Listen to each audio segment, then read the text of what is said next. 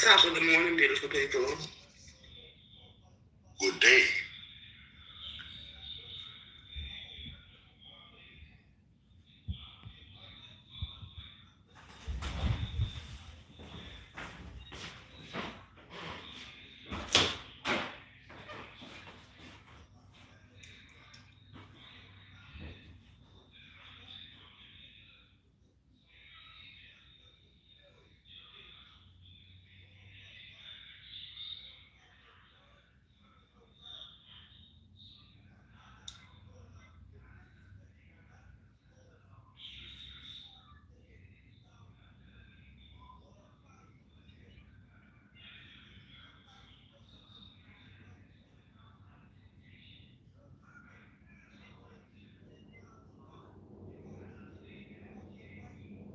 You know why y'all going to these conversational lulls?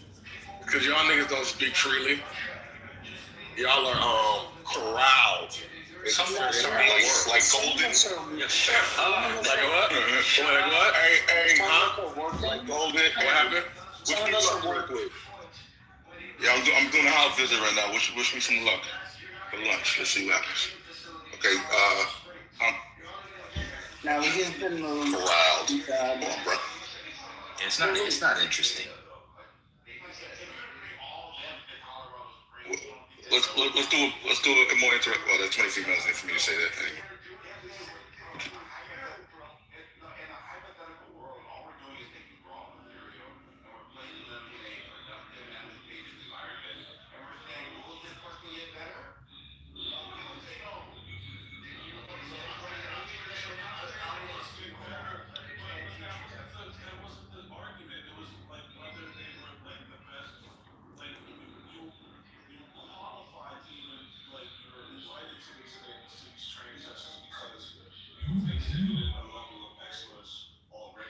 And I'm happy you let me up because I was coming to ask you a question, then I'm going back there.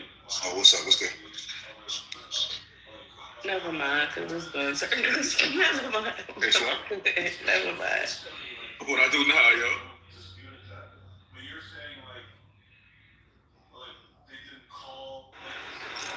yeah. Hey, what's up, man? How you doing? No, a good conversation that you were just mentioning. I'm just curious. Could have been done at one time. I mean, you can organize and do plans for the future, but there's nothing you can do. I mean, our country is going under executive rule.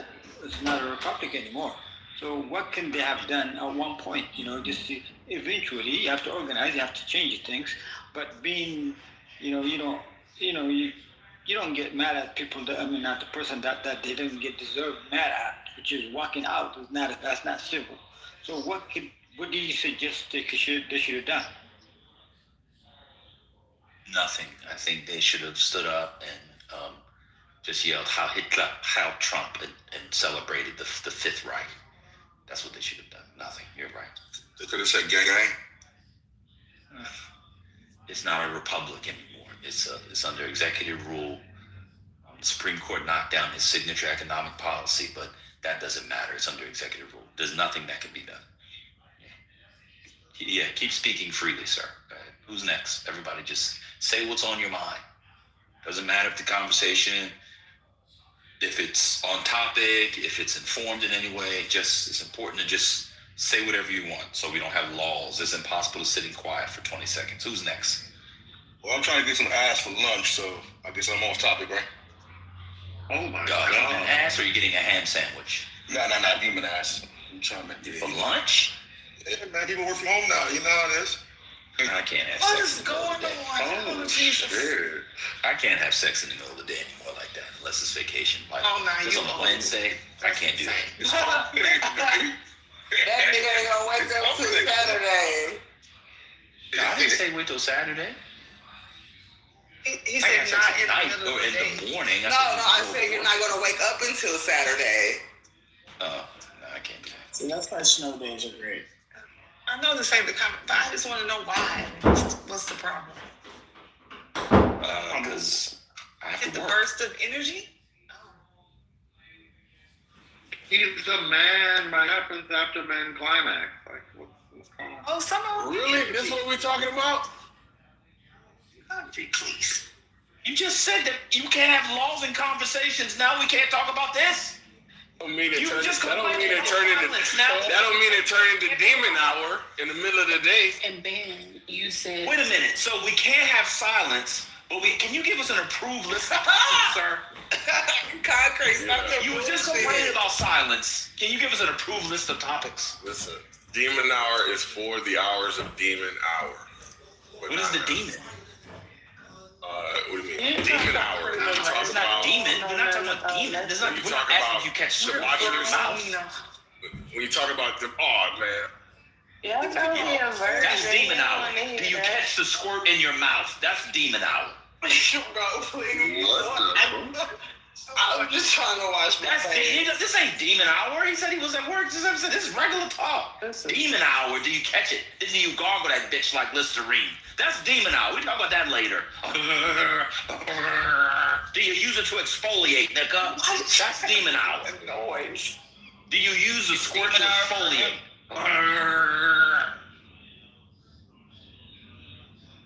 He's a virgin, so all of this is demon out. Slow news day, I see. That's what I It said. actually wasn't, but we had like a 20-second lull, and Concrete said, you know, when you have laws in the conversation, you people can't speak freely. And then he said he's going to get some ass for lunch. We were talking about it. He came up and complained that we were speaking freely. Hey, I know, go. Hey, go. You know, they say, Hold on, Omar. I got it. Hold on.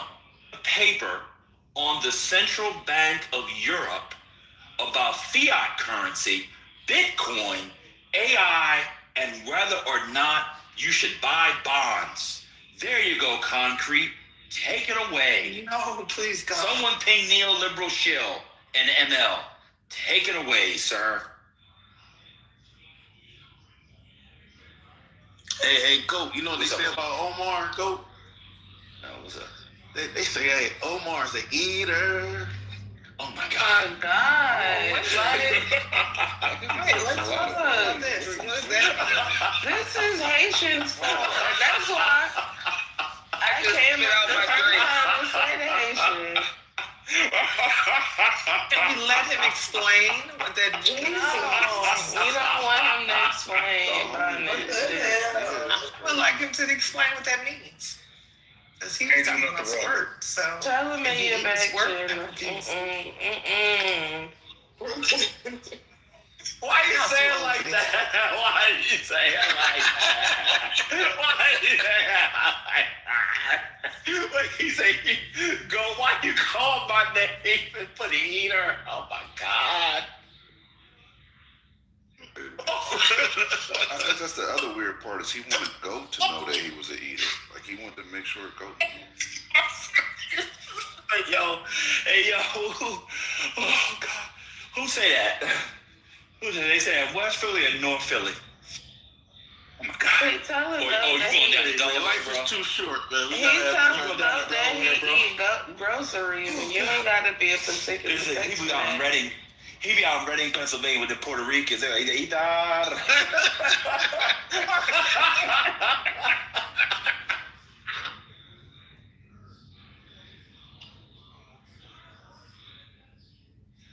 Can you just clarify what he eats? I'm confused.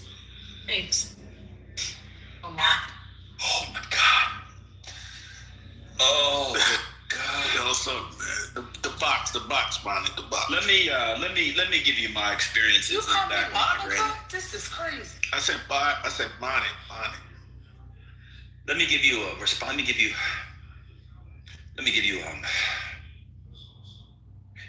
let me give you my experience from when I was in the streets and used to engage in these activities. I had a general non-box eating rule hooking up with a woman from in Philadelphia. If the woman is from Philadelphia, I generally would refuse to eat the box. That's acceptable. But I'll tell you why. I could not, because your face is submerged or used, not always submerged, sometimes, and you're using both hands, she could use that opportunity to cut you in the face with a box cutter or a razor. See, when you're messing with women from Philadelphia, you always have to be on guard. On guard! You always have to be on guard because they cut up there. They cut over there. They cut in here. You see. And so Philadelphia women, you can't ever really let your guard down.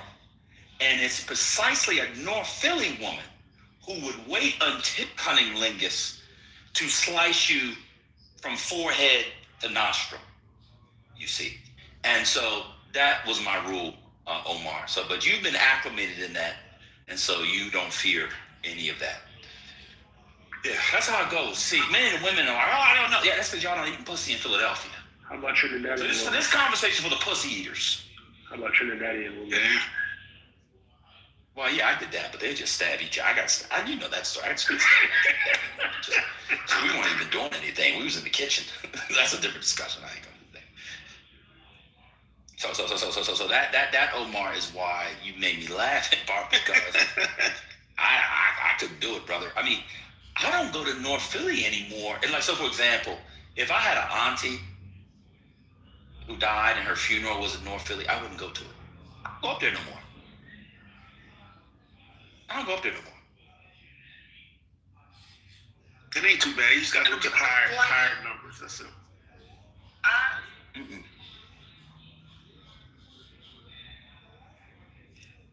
I don't want to victim blame, but I can say I probably under where the Haitian woman is coming from.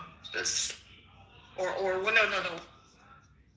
Trinidad. Well, she was Trinidadian, but she Yeah. I but can kind she of was understand. she was a religious freak. Some of that had to do with religion. Like she would always tell me what Mary had said to her. She would always tell me what Mary had said to her. And I thought she was talking about a mutual friend that we had, Mary, for months. She was talking about Jesus' mother. So if y'all don't understand that, that's on you. I'm not going to tell the story. I don't want to relive my trauma. We've heard it. Have you guys broken the news about Larry Summer? Yes or no? Did he die? No, he announced his plans to resign at the end of the academic year from Harvard because the Epstein files showcase a rather close relationship between him and Epstein. So he's resigning. That's it.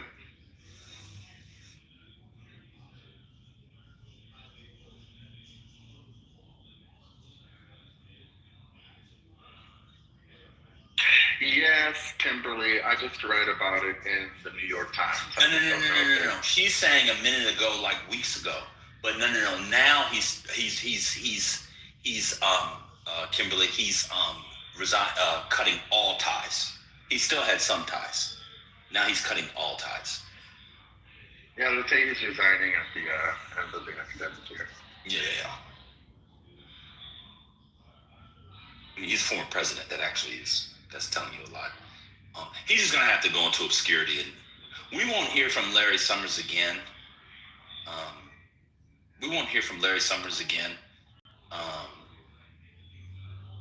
Until he dies.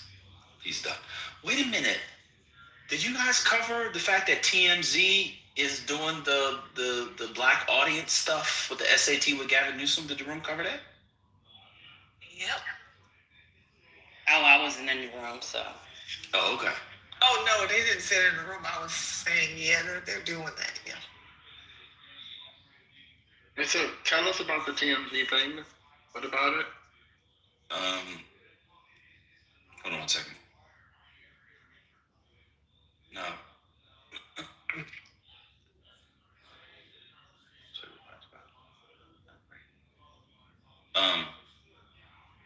I'll just play it. This is Harry Levin yesterday. Harvey Levin, excuse me.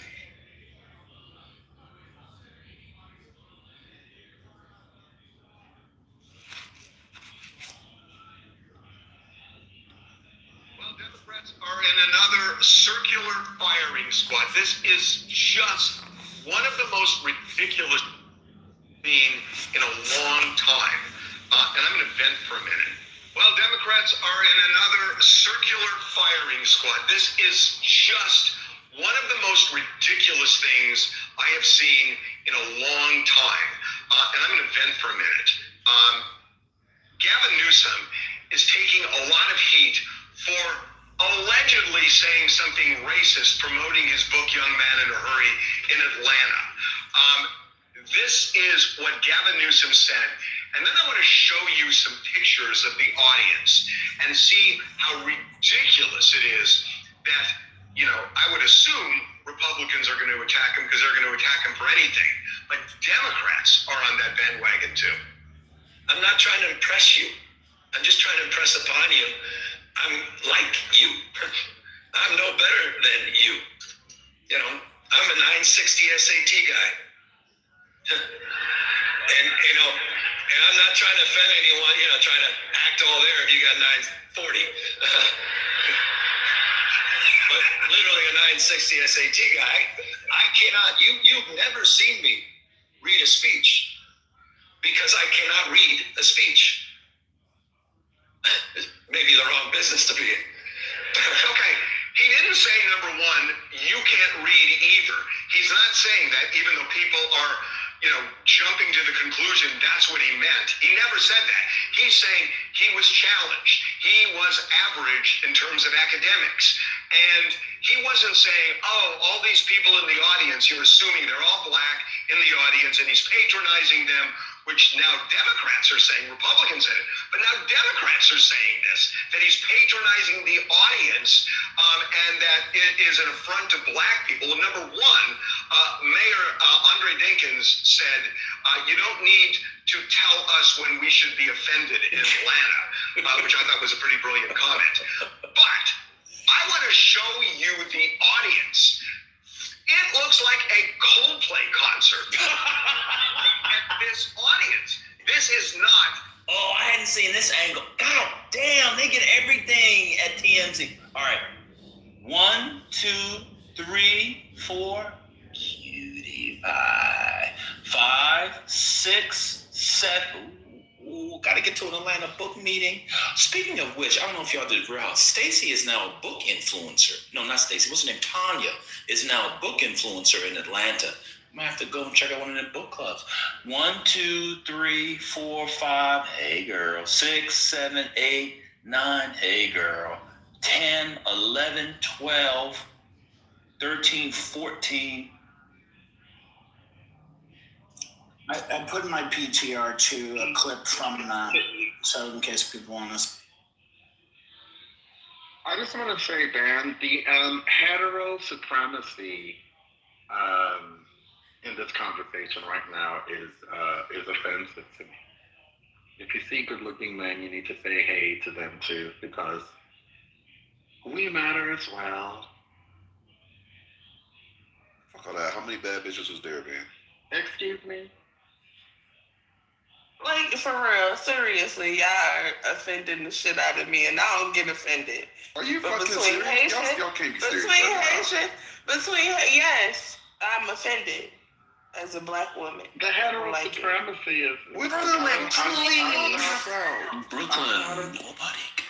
Between Haitian calling us females and this nigga talking about bad bitches, I'm about to spaz the fuck out. Yeah, you're on mute, man. Yup, you are on mute. So when I was counting and Scotty interrupted me and y'all went on, I was on mute in the middle of counting. You couldn't hear me counting? Nope. Oh, okay. So 1, 2. So you couldn't hear me counting, but you could hear me calling out the good-looking women. We could hear you counting, but Scotty said what he said, and then you went on. Who heard him counting? Because you're the only one who heard him counting. We all heard Ben. I heard you. I heard you count. Yeah, I don't count it. 1, 2, I think 3, she said 14 was the last. 5. I guess admit we y'all all heard heard that. different Said, things, damn, huh? I gotta get there. Like, we heard it. Y'all ain't paying. Yeah, I heard. Okay, please, Ben, continue counting. No, you go Everybody count else the stay good on women. mute. Yeah, go count the command. Keep calling out the bad bitches, too. Oh my god, I'm about to fucking lose it on you and fucking hate you. And y'all fucking misogyny. Y'all want me to spaz out, don't y'all?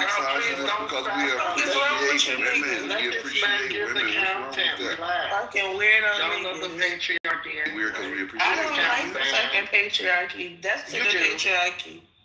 You love it. Bow down That's to the penis. Please.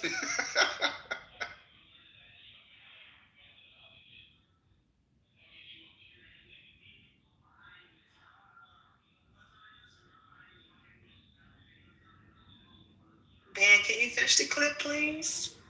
Please.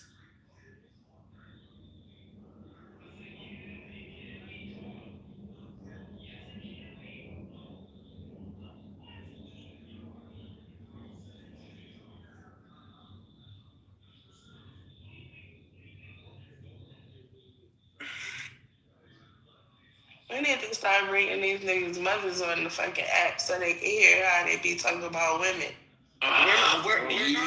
You don't understand. We don't disrespect women. Hold on. We're not going to get the content from Ben if you turn this into We don't disrespect women. We disrespect bitches. I just wanted to say this. Gemini, let's count the bad bitches. Let's go. I had the picture. Your mama, why? I'm dead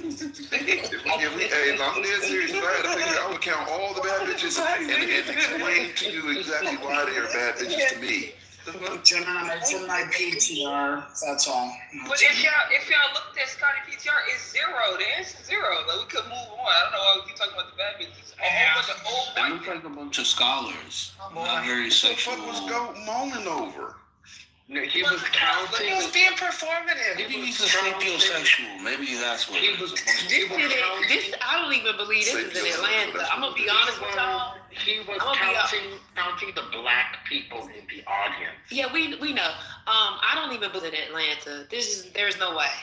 It was in Atlanta, but it's Gavin Newsom. Niggas ain't going to see Gavin Newsom. Yeah, he wasn't interested in that shit. To be honest with you. I try to tell y'all, Gavin Newsom is going to do just as well in the South in a Democratic primary as Pete Buttigieg did in the South. Let that sink in. Okay, so I'm trying to zoom into that picture. There's not a single bad bitch in there. What the fuck is going on? All right, I think he'll do well, and you just want to say that shit. You trying to fucking push my button, I see. I don't want no smoke. These little dickhead ass males. What the hell? Bro, you cannot fuck with us, Brooklyn. Just say you want to be a man. I'm talking to you. Just say you want to be a man. You're talking about my species. Don't talk to me, because I don't talk to you. You may acknowledge me. Today's the day that I don't fuck with them anymore. Now, Neo. Anyway, like I was saying, I think he'll do good in Atlanta, to be honest with you, but that he not on. It was a book tour. It ain't like he on the presidential run. It's a whole different atmosphere. They don't really care about what he got going on in the book. And when he starts talking that politics shit, they'll probably come up, but they ain't coming to see that shit. That wasn't interesting. All of the white people in Atlanta that are liberal were there to see Gavin. He ain't gonna. He not gonna do well, Brooklyn, unless he hire your mom. Well, I'll let him know. I'm gonna write him a letter and tell him to hire your mama. You sure you need help to write you can't write, so. Wait, what? What's going on? Who's that? Wow. Yeah. Let me go back. I'm your worst nightmare. Worst nightmare. He definitely my worst nightmare. This spick keep talking to me, and I don't understand. You can't gaslight me even if you try. I don't understand why this spick keep wanting to fucking speak to me. I ain't that little grill lighter not working over here. Fucking spick. Oh shit. No, you're still fat though. I'm sorry. I am rooting for you. And send me some food, bitch. Stop throwing the I believe in you. Spick is vicious though. Come on, man. Nah, that's like the weakest out of the rape slurs. Nah, that's what he aspires to be. He's just a nigga who speaks good. You said what? Speak up? Brother man? Surprised Brother Ben, the Ben Booney is allowing this. This content is ass. Yeah, he usually boots me. You're the one that started them wearing the beautiful men to be shot at. Exactly. What the fuck? Gender wars and sexual orientation wars are not the same. We don't have a diaspora war today, Auntie, because clearly. What the hell? You've been what? I definitely don't. I don't find diaspora wars or gender wars interesting. You know that they're tired and boring to me. Now, I just black woman that Brooklyn was going on about being calling a female or a bad bitch, but then she just called Hurricane Auntie. Come on, Brooklyn. It's a term of endearment for her. That's my auntie, so you don't tell me nothing about it. And he knows that. And I'm the only person that can call him that. I'm the only person that can call him that. What an unholy alliance. Saying you can't be then outraged by bad bitch or the word female. I'm trying to say, Brian, is that going to be telling her she needs to relax? Just the whole thing is just, my daughter tried to explain to me about the female thing, and I still never understood it. I don't understand how it's derogatory or negative. Because it's not specific to humans. That's why anything could be a female. But it's military. That's what we use. It's so powerful when I get victim. It's dismissive. If somebody calls me a male, am I supposed to be offended because of humans? Those are words, guys. They're not gonna do anything. They're by male. They don't like it.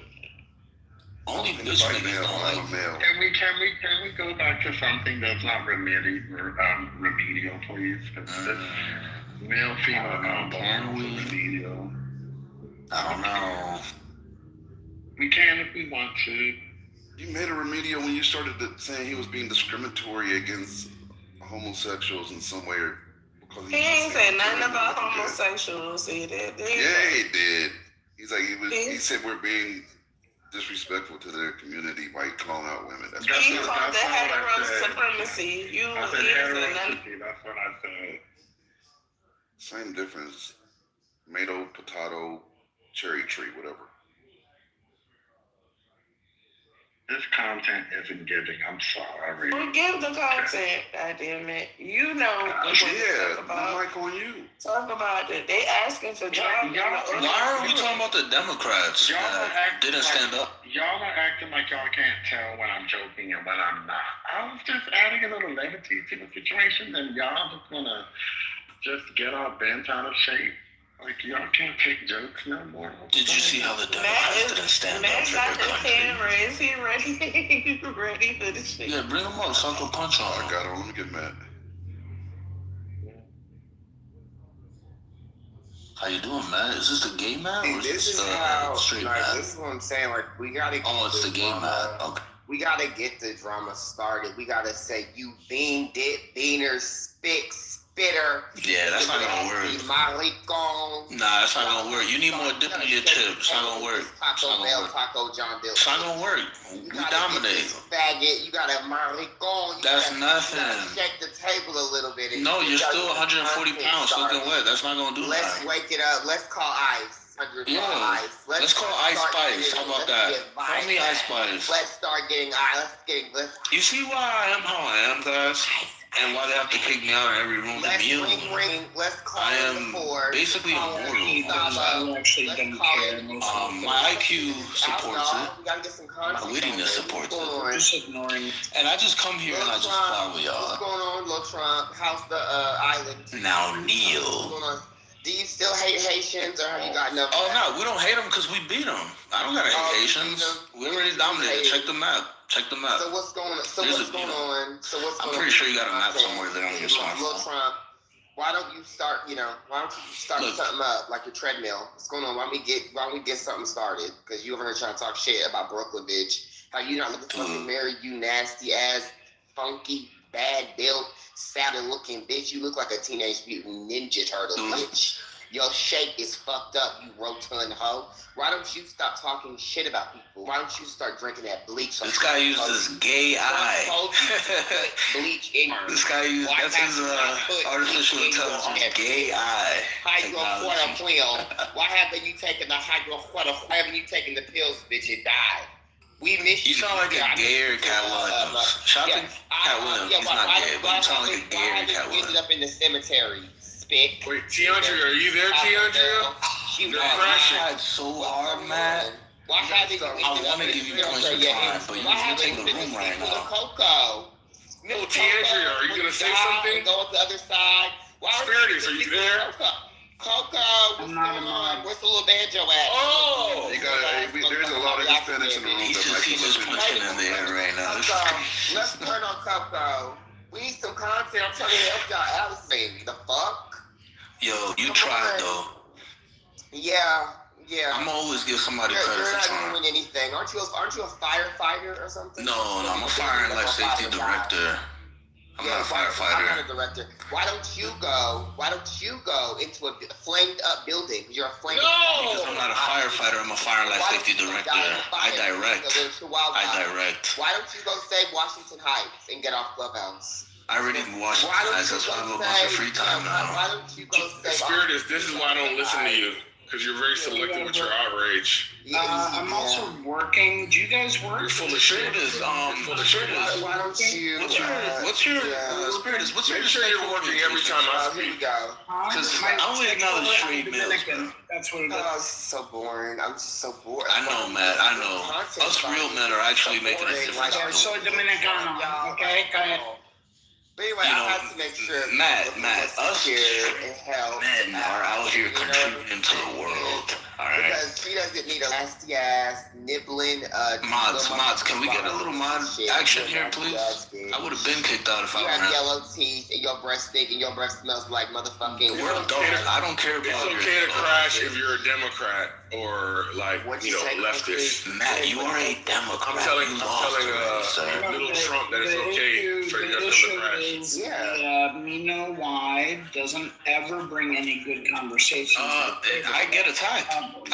So I'm forced to rebuttal and defend myself as I always do. Yeah, you get attacked. You get attacked by your guilt. Well, guess what? People's attention is to me, Spiritus, and I can't control that people are attracted to my attention. To me. They draw attention. I draw attention, and I'm polarizing, and people want to just talk about me. That's not my fault. It's not my fault. You guys are actually annoying, but I just let you guys rock. You don't hear me complaining about you guys. You guys are super annoying. But you don't hear me complaining. And you guys are you guys are like my little brothers and shit. You're like Dominican. You guys are like the retarded cousins that we visit twice a month. You live in a slummy ass apartment in New Jersey because you can't afford to live. Guys, you guys are not proficient. You guys are not anything to acknowledge or admire in the real world. And I'm doing very well, and you don't bother me. And that's why you continue to try to bother me. And that's what I find my entertainment, is you trying to bother me. But make no mistake, outside of this app, none of you guys can fuck with me. Mia, are you AKA Donald Trump? How about that, bitch? Please, Matt, please stop. You're not going to succeed, Matt. You have to. Lisa, if you could drop him down, that would be great. He's not adding anything. Who is he? His voice sounds familiar. Matt is attacking Mino Watt, as always. Oh, Mino Watt. Yeah, I'm not attacking him. He's attacking Lisa, I've been at for like 20 minutes. I just got you see my mic is off. I haven't. Spiritus just wants me off the stage because he knows what it is. Like, he knows what's. What is that? What do I know? Spiritus, you have a low IQ, and I've been very. Yes, I have a low IQ. Sir.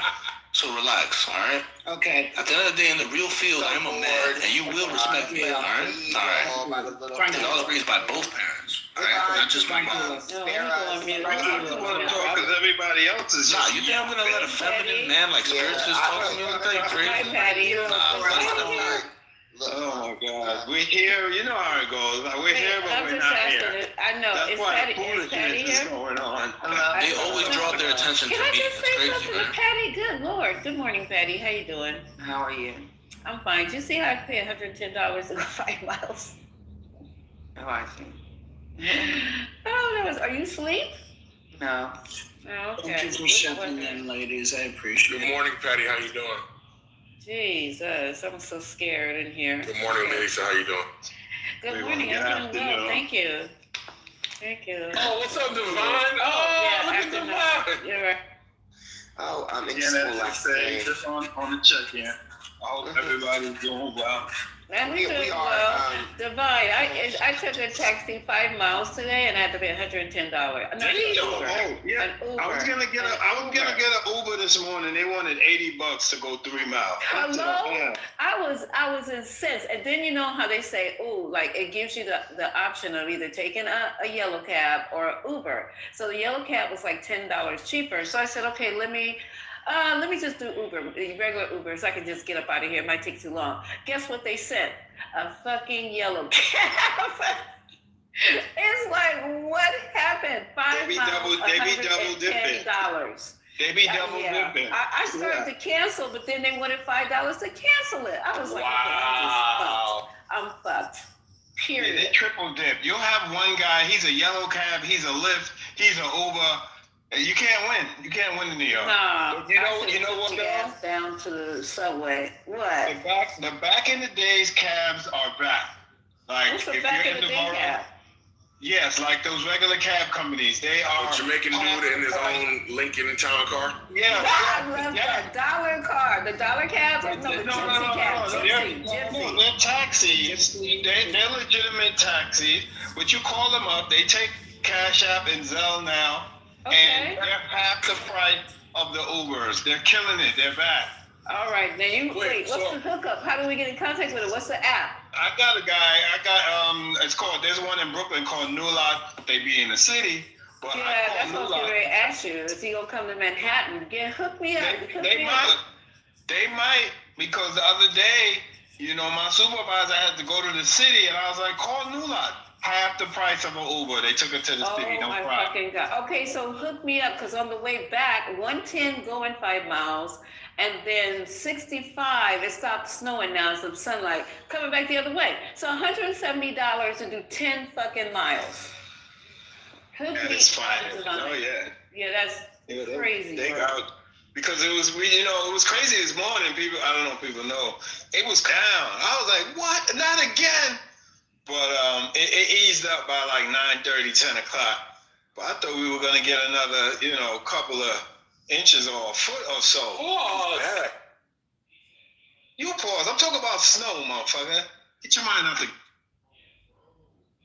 You just got here, so you don't know what was happening in this room. Yeah, I can only imagine.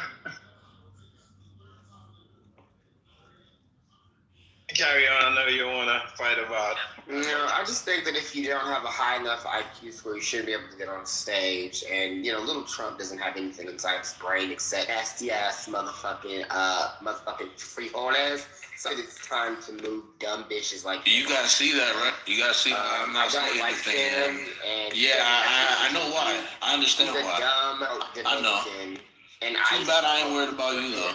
He voted for someone who wants him deported, so I don't really understand. You see, your low IQ doesn't acknowledge. You don't understand situations and specifics. Why don't we call up somebody? Which is why I don't waste my time with people like you.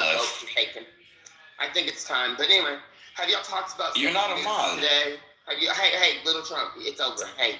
I know you my son. I know you. This my son. My father's a real heterosexual man. Yeah, no, he is a homosexual. He's a faggot. He will uppercut you into next week. Son. The gay gene is real. You're a faggot just like me. Stay gay, bitch. Anyway, let's go back. Wow. I never knew I was. Anyway, hey, when your father's talking, you shut your mouth. You see how much control I have over people, guys? Shut up, little gay. All right, little Trump. He knows what's up in real life. He knows how to get folded. Bitch. Why don't you get on stage? You'll get folded, and not in the way that you would like. With your slow little Trump. You flirting, bro? Come on, bro. Not in the way that he would like. How about that, bitch? Yeah. All y'all can come on stage. This room is not for that. Yes, it is. You do not embody what this room represents. Okay. Anyway. And that's coming from Little Trump. Anyway, back to the house. There was a few polls that came out today. That we could discuss if you guys want to. I don't know if you want to. No, that would be great, man. Thank you. There was a poll showing Jasmine Crockett is going to win Texas by double digits, actually, according to, at least the primary. And as I mentioned, I will be sending her money because I want her to lose for about 15 points. So it's a poll with 390 people. But I do want her to win. because I want Texas to suffer for what they're doing. So I absolutely will be giving her money so she can make sure she ekes out her victory on Tuesday. So yeah, there's that. I forgot what poll it is. Why are you talking to me, son? Why don't you stay on mute? Why are you gay? Listen to your father. Why are you gay? Well, I know why. The gay gene is why you're gay. Anyway, why don't we continue the news roundup though? Because little Trump offering nothing except discussions about his real father, because it ain't Trump, it's me. Chill, my father will put you in the headlock in front of your whole neighborhood. Yo, let him do politics. Little Trump, move on, man. Come on. Thanks. You're right. Yeah, go back on mute. We don't care.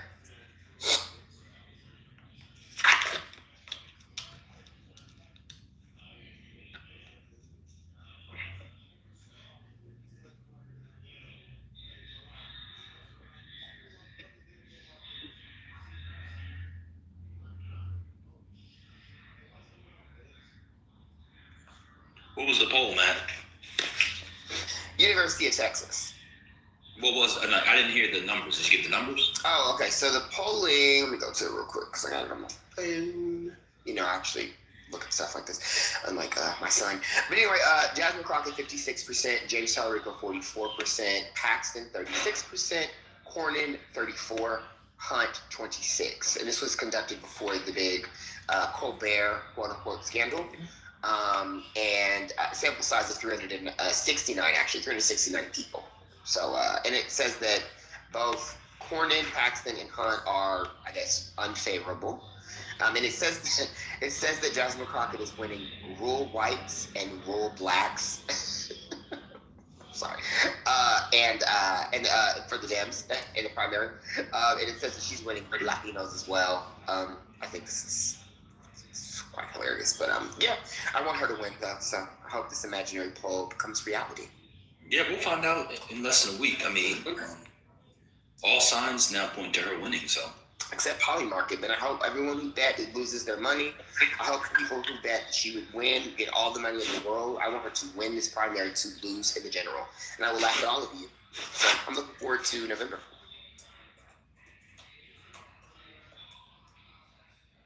Oh yeah, the Polymarket, you're right. Hey, that plus 190 don't look too bad now. Whoever had that plus 190. Yeah, let me go back and look and see. Oh man. Let me go back and look and see what it is. Hold on, I gotta do this thing.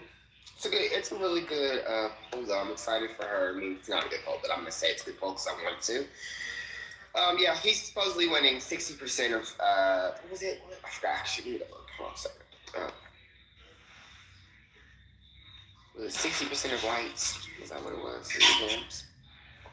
Actually, maybe that's what it was. Let me go.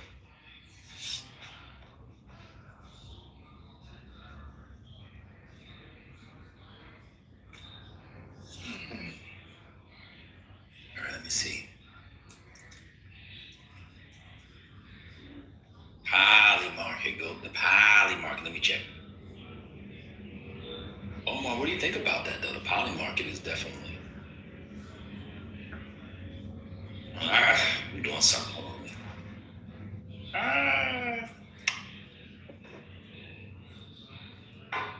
Yeah, I don't know, man. I'm looking at Bet Online. Go. What's it say? She's even worse. She's even worse underdog. They got her at plus 225 now. The favorite is at minus 330. Yeah. See, the polling's up. It's hard to poll in states. And I imagine in a state like Texas, polling in the primary on both parties is tough. Yeah. Polling Democrats in Texas is really tough. And I imagine polling this year is very bad. It's hard to poll in Texas anyway. Because on Friday, Tallarico was 220, minus 220. Now he's minus 330. 330? Yeah, he's 330 on Bet Online. Oh, they following the early vote. They're tracking who's voting. Yeah, they're not following these stupid polls because these polls were all mostly conducted. They were conducted before the Colbert stuff anyway. But in reality, these sample sizes are actually, I'm not trying to be mean, but they're fucking retarded, whoever these people are that are conducting these polls. They're obviously they don't have a lot of money. You're only polling 300 people. That is actually, that's stupid. If you're polling less than 1,000 people in a primary, you don't need to be polling anyone. You don't even need to conduct a poll. It's a waste of time. Well, if you have the right method, I mean, you're supposed to be able to do it. But the problem is, it's hard to model the electorate. I don't know, man. Oh, hold on a second.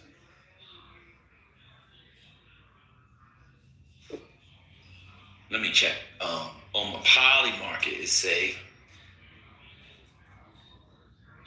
it did go down a little bit, y'all.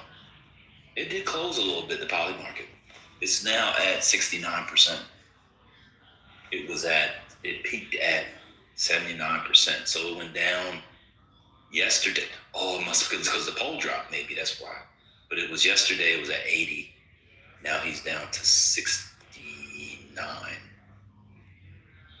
That still doesn't bode well for her. The casinos aren't trying to give out free money. You know what I'm saying? Yeah, that's kind of scary. Yeah.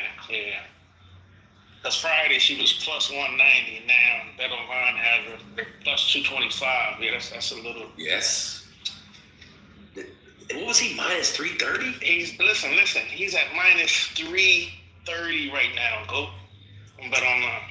Yeah, see, if you see a football team like that, you stay away from that because that's like a 7-8 point spread. Yeah.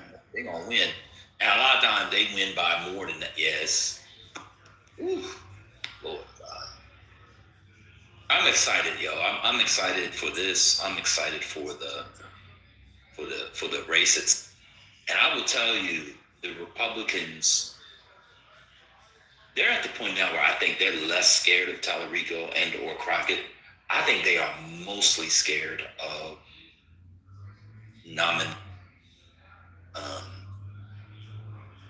what's the child's name? Paxson.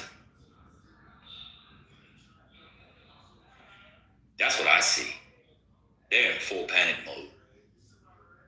I hope it's Paxson versus Crockett so she can lose by 15 points. That's what I want. If she loses to Paxson, niggas will have to buy me dinner at Pastis and Joe Beef in Montreal. I'm gonna put my cash up. If in November she loses to Paxson, people are sending me to Montreal to go to Joe Beef and Liverpool House. That's why I said like I said. I actually want not only her to lose, I want Cuellar, Quesar, Vicente, all of them to lose. Because I want the down ballot to be destroyed. I want Texas to go back to slavery. So I want all of them to suffer. I might already be there. True. The big news for me from what y'all were talking about yesterday.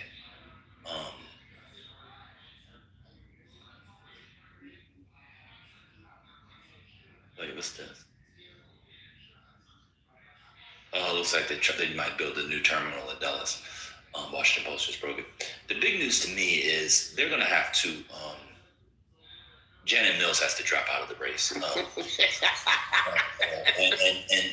Chuck Schumer has to tell her to do it, and they have to pull the money. What primary? It's not till fucking June, bro. Yeah. Get it? This is a waste of money. Like, wasting all this money. We needed to consolidate around one of them. I mean, Plattner, and put all our money in. And then, like, we don't have time to be burning this money and continuing to try to weaken each other in the fucking primary. Like, this is just, if anything, seeing this dumb Crockett versus Tallarico bullshit should show any and every single Democrat, including Haley, Marge Simpson Stevens, in Michigan, they just need to drop out. Like, you're not going to win.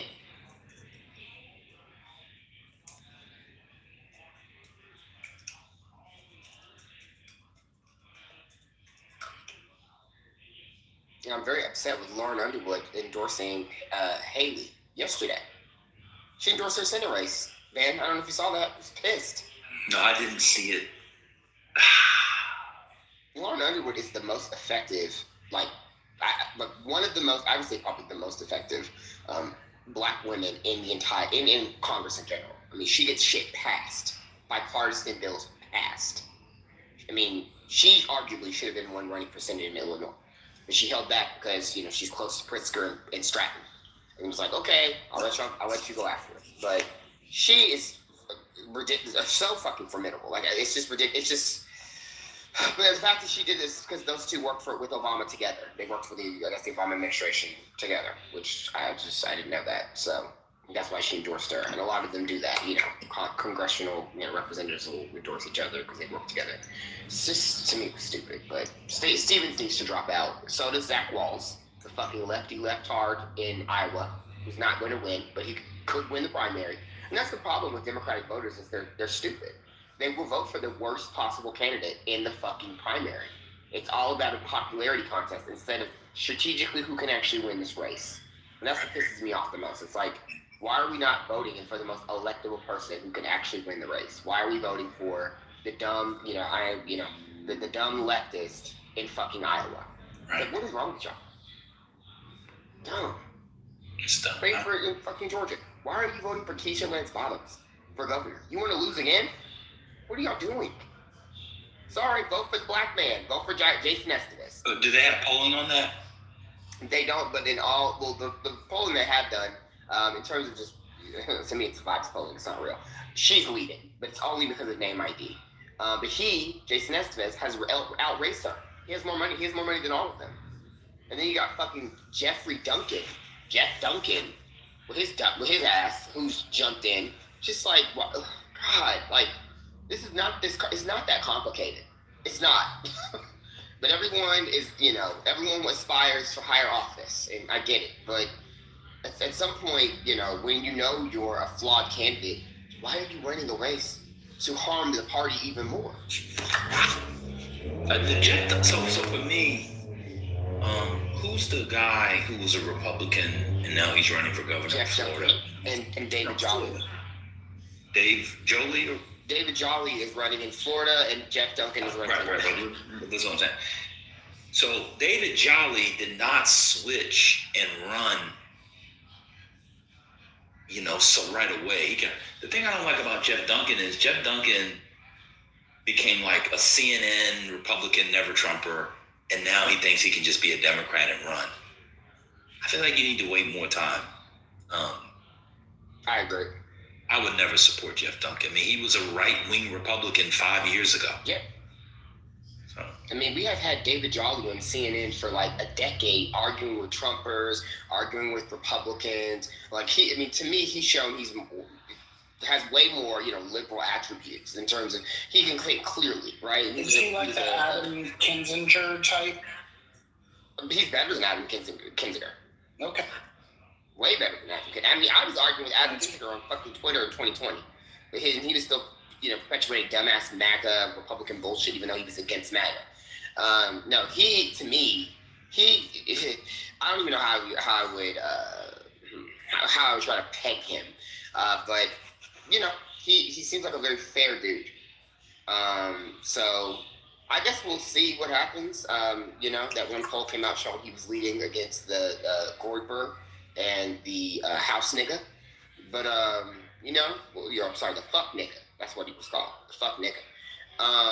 And then you got now Jeff Duncan. I think that Jeff Duncan could end up in a strong head-to-head against Keisha Lance Bottoms, but I just hope people pay more attention to Jason Esteves, because to me, he's the guy for Georgia. Same for Turek in Iowa, McMurrow in Michigan, and unfortunately Plattner in Maine. But, people want to back their faves.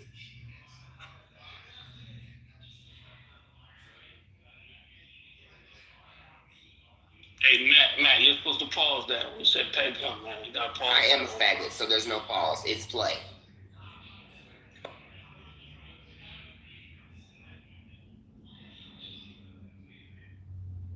Shout out to Lil Trump. So I removed him to the hallway. Once you start talking about our West Indian queen, Caribbean queen. Caribbean queen, now you're showering the secret. Shaw, you gotta go. So, oh my God.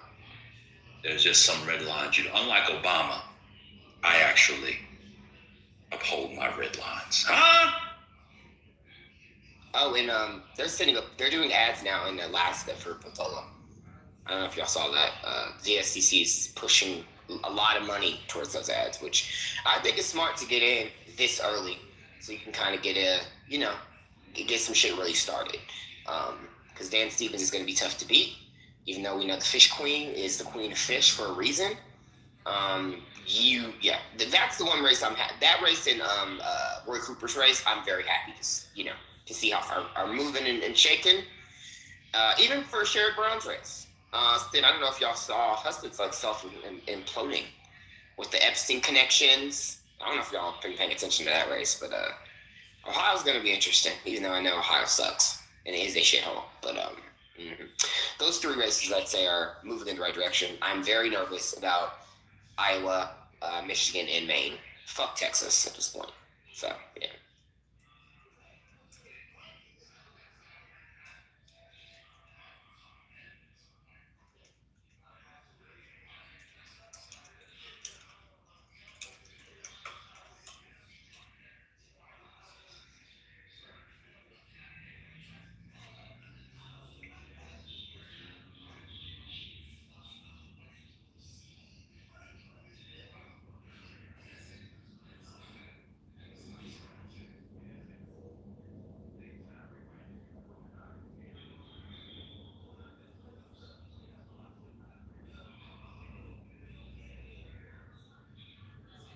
Let me see, the poly market said on Maine.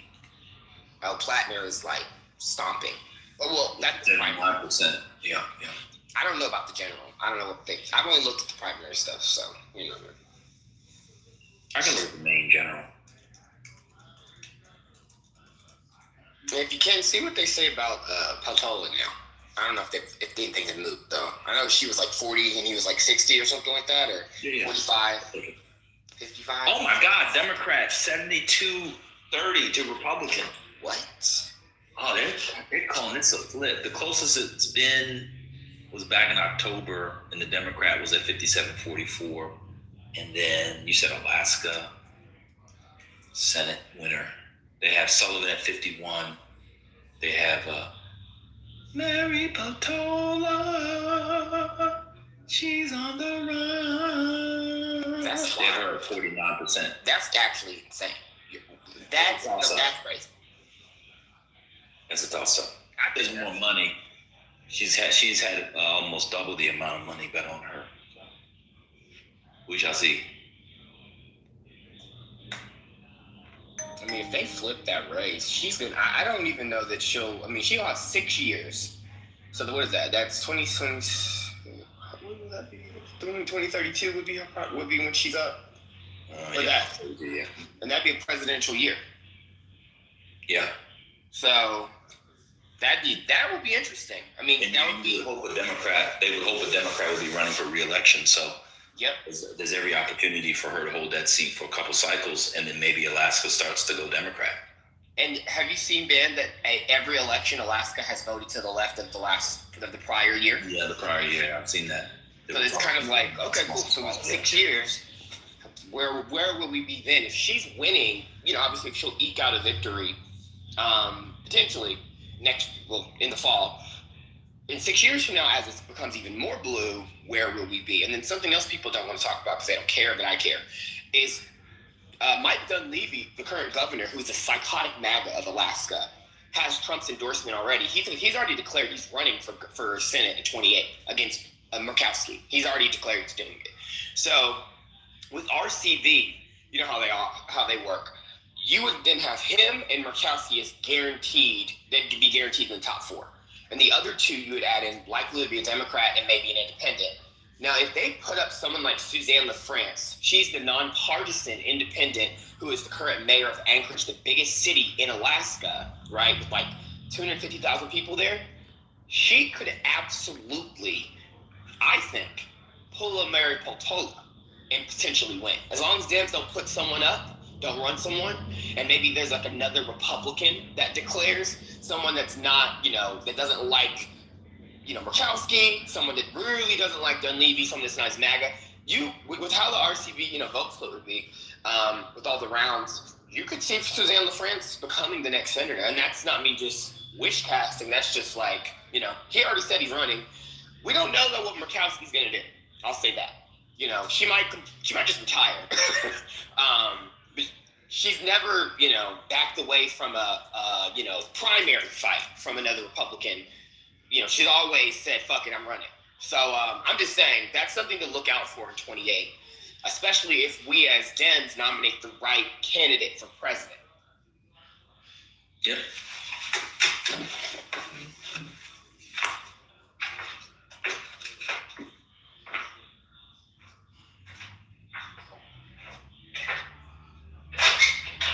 And then also, fun fact, if Sherrod Brown wins this year, he has to run again in 28.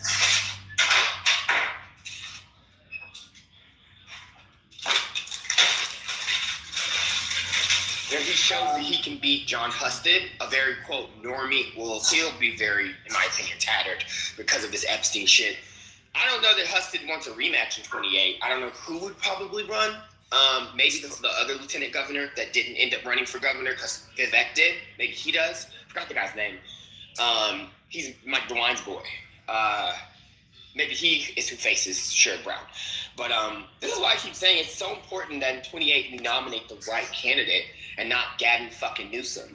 You need someone who's going to appeal to some of these, you know, Midwestern states or Sunbelt states. You really need someone who can give us a quote unquote easy win or the easiest path to victory, versus someone who's just gonna be blue MAGA. But what do I know? Oh, April, you're here. Yeah, I'm. My opinion is that I don't know if you live near Anchorage, but Suzanne LaFrance is my opinion the strongest person to run, or Bill Hill if Bill Hill loses this year as an independent next year. In 28, because Murkowski is going to be likely challenged by Dunleavy. He already declared he's doing it. So, convince another dumb Republican that's like a normie Republican to run in that race, and make sure no Dems run, and that's your top four right there. You know, I think she would do well if she win. I mean, she beat the Republican incumbent mayor in Anchorage by like 10 points. She's doing pretty well from what I hear in Anchorage. So, I mean, you know more than me, you know, but... I have perfect. I have a question on Alaska. Maybe you know this, Matt, or maybe April knows it, maybe Ben, anybody. Is the drilling in Alaska part which Republicans want to do, and they don't give a fuck about the whole landscape, does that sway voters in Alaska to go a little bit more left? Absolutely. The natives do not want that. The natives are, I mean, that 100%, and those natives will swing right or left, right? Like, they've traditionally swung more Republican versus Democrat. But when you win the natives, you can win, that helps you win. That's why Dan Sullivan had a decent relationship with the natives. Not a strong relationship, but they supported him, right? So that's how he also keeps winning. So yes, if you piss off the Alaska natives by doing this drilling shit, you're going to fucking piss them. You're going to make them completely turn their nose up to Republicans. Yeah, I'm done. 100%. Yeah, and I'm even thinking like outside the natives. Thank you, April. I appreciate it too. I'm just saying like, the ones in fucking wherever, Anchorage, Juneau. Like these people, like, hey, we don't want all of this drilling going on. Yeah, Juneau as well. They're unapologetic about like drill out there, and it seems like they would push back. And I wonder if that's part of the shift that's going on over the last however many years to edge a little bit left. Well, the fisheries is also a big issue. That's actually, I would think, arguably a bigger issue because it's been happening more and more. I mean, April, I don't know if you can come on stage and talk about it, but the fisheries are a bigger deal than that because they've been actively happening versus the other. But when Trump says, fuck, we're drilling in Alaska, that is him pretty much, in my opinion, completely excommunicating the natives from voting for Republicans for a decade plus. That's just my opinion, though. April lives there, so she can, obviously speak more to it. She sees this shit on a daily basis. This is just from my understanding of the dynamics there. I hope they do it though, because I want Alaska to go blue. So please, Trump, drill in Alaska.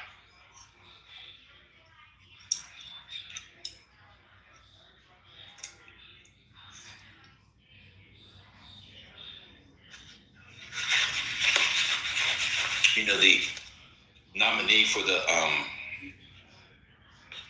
Surgeon General is going on now. And it'll be interesting to see if she has the votes. I don't know.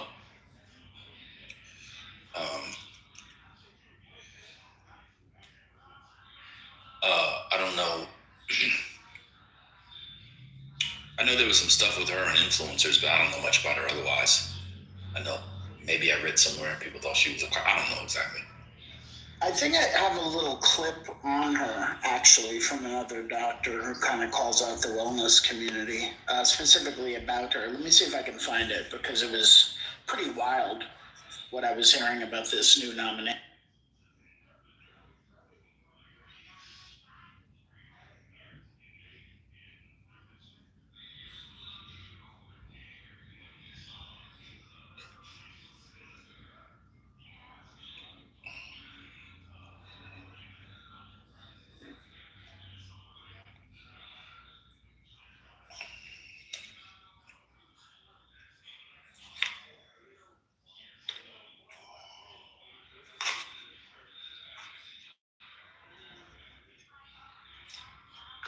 Okay, I think I have it. If you want me to play it, let me just see how long. Drag the room down. Hold on.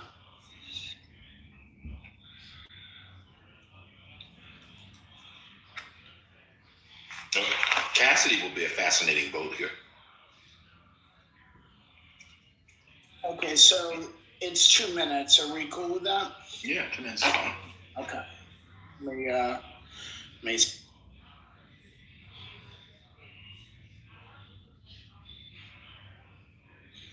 Okay, here we go. About to become a wellness influencer who never completed her medical training is about to become our next Surgeon General. For context, the Surgeon General is the top public health communicator in the country and considered the nation's doctor. Casey Means, who has her confirmation hearing tomorrow, is a medical doctor who dropped out of her surgical residency and does not hold a current license to practice medicine. Instead, she has since earned a living as a wellness influencer, selling supplements, and running a wellness company called Levels, which markets continuous glucose monitors to healthy people without a clinical indication or health need. In addition to consistently throwing medical doctors who actually completed medical training under the bus, she wrote a book on metabolic health that failed to properly interpret or accurately cite the medical literature. She claims raw milk is safe as long as you look into the eyes of the farmer and pet the cow. She suggested that vaccines cause autism, and she routinely warns that environmental chemicals are making us sick, yet has remained silent the entire year as this administration cut environmental regulations meant to protect us from those same chemicals. She's also the sister of Callie Means, a political operative who previously interned at the Heritage Foundation, you know, the authors of Project 2025, and later helped shape the MAHA movement, including efforts to position RFK Jr. alongside Trump to mobilize voters toward the Republican Party. So it would seem this appointment is in exchange for that help. How very merit-based of them. Unless you think this has anything to do with partisan politics, the well-qualified Surgeon General under Trump's first administration, Jerome Adams, has said that her confirmation would undermine trust, damage credibility, and signal that Congress is prioritizing politics over actual competence in a critical public health position. Is happening tomorrow in the Senate Help Committee, which is the same committee that advanced RFK Jr. as HHS Secretary, the same committee where Bill Cassidy serves as the chair. If your senator sits on help, please contact their office today by phone or email and let them know you oppose a wellness entrepreneur who never completed medical training to serve as the nation's top doctor. I'll put more information in the caption. A wellness. There you go. I'll put that link in. So what happened? She didn't complete residency? Correct. Wow. That's insane. I mean, it's bad. And what's good about this clip is that she posts the articles and the quotes that she said. She's not just riffing. There's a quote of her, when you look into the eyes of a cow. It's...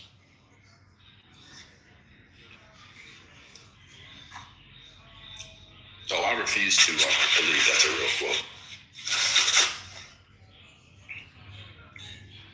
Yeah, she posted the quote in the thing, but I mean, I don't believe it either. Yeah, I don't care what she posts. I refuse to believe it. I don't care if there's a quote. I don't care if the lady's on video saying it. I refuse to believe that.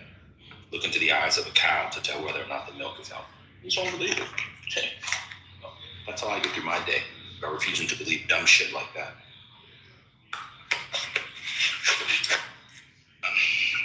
remember, it's about merit, right, guys?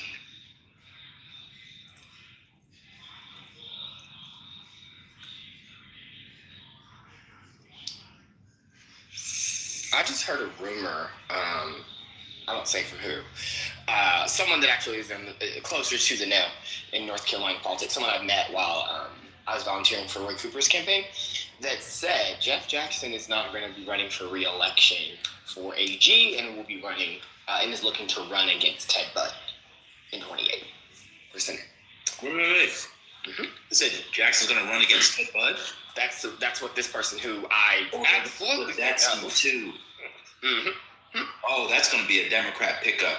Yeah, and I just was texting with them, and they were telling me this is something they just found out, and I was like, what? I thought the plan was for him to do another term and then become governor. I mean, that's I asked that question, and he said that Rachel got quote next. Wow. So she wants to be governor, the lieutenant governor, which we know how that sometimes goes. Sometimes that doesn't work out. Shout out to Winston Sears, but Democrats often become governors, so I don't actually think they feel the governor's race will be that hard. You know what I'm saying? For someone like her to pick it up eventually. I mean, but Stein's going to run for re-election, so there's that. I think Wiley Nichols. I texted my friend. I said I think Wiley Nichols should. I know he's running district. Is he running for district attorney? Yes. I think he should then, if he gets it. This fall, I think he should look at running for AG. I don't know if they'll feel he has enough experience, but both he and Jeff Jackson were drawn out their seats by the North Carolina legislature, controlled by the Republicans. So, they both had aspirations anyway for higher office. Jeff got it, and Jeff's popular. People like Jeff a lot. Oh, yeah. So I just wanted to tell you because I thought that was fascinating. I mean, we were texting in real time. Because I was doing some phone banking the other day anyway for Roy Cooper's campain. He's been an inevitable campaign. Just say yeah. It's just a waste of my time. Like I don't even need to help them anymore. Like what am I doing? And I had two of my other friends. They were also going to help, and I just went, what are we doing? Like why do we don't need to help. We need to actually now try to figure out like Potola, and I'm trying to get in with her camp, so I can at least start volunteering or doing whatever I could do from. The lower 48. I feel like her race is going to matter with more folks being boots on the ground versus just phone banking. But whatever. This is So Jeff Jackson, that's who supposedly. This is the rumor. And I trust this person. I think that they know what they're talking about.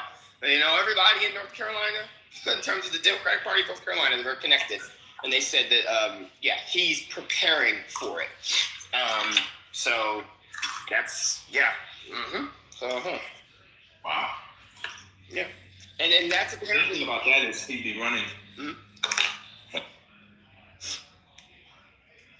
And Josh Call's sidebar this is just speculative. I don't know this for a fact. They're saying the reason why he didn't go for governor because Mandela Barnes is trying to do a 2.0 and versus Sarah Rodriguez, who's the current lieutenant governor of Wisconsin. The rumor is that Josh Call is going to be running against RJ in 28 in Wisconsin. But anyway, back to North Carolina. He'll win. Ted Budd is honestly not a strong. He's not a strong contender. That's exactly what I was going to say. So the thing about Ted Budd is a senator in large part because God bless her, but Justice Beasley. Yeah, Beasley. He just wasn't a good candidate. Which sucks. And she didn't understand the rigors of running for Senate versus, say, running for state Supreme Court. Shout out to Jasmine Crockett. Anyway, go ahead. Mm-hmm. It was a bad. Sherry Beasley's campaign. It was a bad campaign. Schumer didn't do her any favors. I think he was late sending money in. Yeah, he ignored her completely before the end of the race. So he didn't do a good job, a better job, but I don't think it would have mattered. But Budd is an unremarkable figure. And, it's only a matter of time. Once that Senate Democrat thing cracks in North Carolina, I truly believe this. Much like Georgia, it's going to create a breach. Once more onto the breach, dear friends, once more. It's going to create a breach, and that dam is going to just get bigger and bigger, and then this floodgates. I feel like we're seeing it. It's sped up. I'm surprised by Arizona. Katie Hobbs is going to win easily. By 5 points, bro. Yeah, I'm surprised how fast it's happening. On the Democratic side, it happened fast. On the Republican side, like we talked about Iowa before. But as soon as this happens in North Carolina, it's going to hit. And then the thing about it, which will help, once you get a Democratic candidate who they can vote for again, along with the governor and the senator, Democrats are going to win North Carolina. The demographics of North Carolina are really changing. Yep. So on Zoom, Ben, we met with, quote, Team Cooper. We did a Zoom with someone. They brought on this lady who she specializes. I mean, she literally only focuses on demographics, on voter change, like on count. Well, she focuses on specifically demographics, but how she broke it down to us on the Zoom, and you didn't have to join if you didn't want to, but it was something for quote Team Cooper. All the volunteers are on there. Basically, her analysis shows, based off of the migration, based off of how many folks are moving there, based off the job creation, based off the triangle, based off all of those factors in North Carolina, her analysis shows that by 2032, that North Carolina will be a light blue state, similar to how Virginia was a light blue state before it became now, I think, more, I won't even say solidly blue, but more reliably blue. Mm-hmm. That is what she says. That's what she says data shows. Because obviously she lives in North Carolina. She just studies the state. That's what she does. Mm-hmm. And she compared it to Georgia. She said that they're actually kind of twinning in a way. Georgia was obviously had a little bit more, got there a little faster, I'll say, or she'll say. Mm-hmm. She said. And then she said that, North Carolina, she did mention Arizona. She says these are like 3 states that Democrats have always wanted to be competitive in, and finally they are. And then we started talking about Texas and Florida, and we got sidetracked, but on the Zoom. But it was interesting to hear her analysis that by 2032, that the state will be light blue. So my analysis is the same, and is driven by 2 factors. One is Republicans and Democrats can't control. I guess in some way they can control, but not really, which is a change in the demographics. If anybody studies North Carolina, everybody should study. There's certain states everybody should study in politics. North Carolina is one. The Rust Belt, and she always about the Rust Belt, of course. They're in the national politics. You need to know what's going on in California, Texas, and Florida. New York has the big boys. Track of Iowa still, of course. But North Carolina, you should know about. And if you follow North Carolina, you know that the demographic changes. Within 20 years or so, North Carolina is only going to be 50% white. Correct. And people, because they know the Negroes in North Carolina always assume, well, not always assume, but people think of it as a white state. And it was a very, very, very, very, very, very, very, very white state. Very, very, very white state. Very white state. It is quickly turning into a not very, very white state. I believe the white population of North Carolina is now slightly under 60%. You see. And that's the one thing that's driving, I think, was the light blue. The other thing, this may trigger people, is quality of candidate and not having Trump on it. I'm convinced that if Donald Trump was not on the ballot in 24, the Democrats would have won North Carolina. Yep. He has a way of bringing people out who otherwise would not come out. You get a normie Republican, they do not bring out Trump voters the way he does. And that's one of his special talents. So they're going to have to deal with that. The second thing, I guess the third thing, this is a North Carolina thing. Democratic governors are very popular.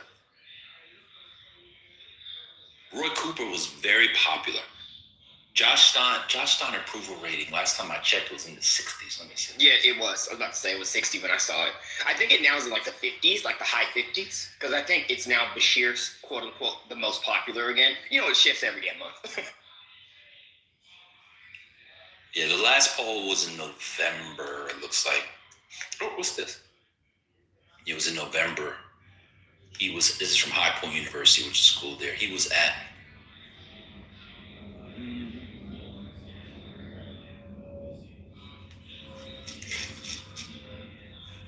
No, this is not good because they didn't make people choose.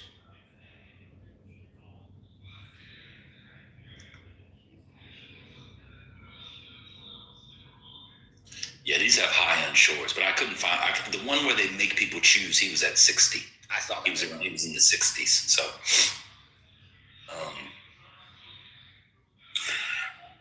what's the reason for that? Is it just, their disposition, Cooper, Stein? Like, do they just get to work, and people see that, and they're not into all the... Yeah, it's part of it. They're also North Carolina boys through and through. Not carpetbaggers. Yes, but they also... they don't do things like bring signs and say to the union. I don't know. They actually work for the state, and one thing that helped both of them is both of them were attorney general.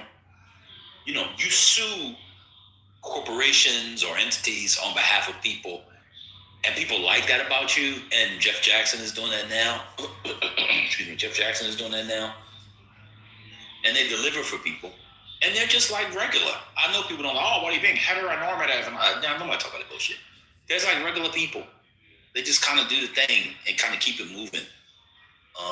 And they show up when there's storms and shit. That's why when you had the hurricane, they did a much better job of demagoguing against Biden-Harris because they were the president, as opposed to Cooper, Stein, because they were there. And they were always on the ground. That doesn't work on him. They're a real model of the Southern Democrat. Bashir is like that. They're not sexy.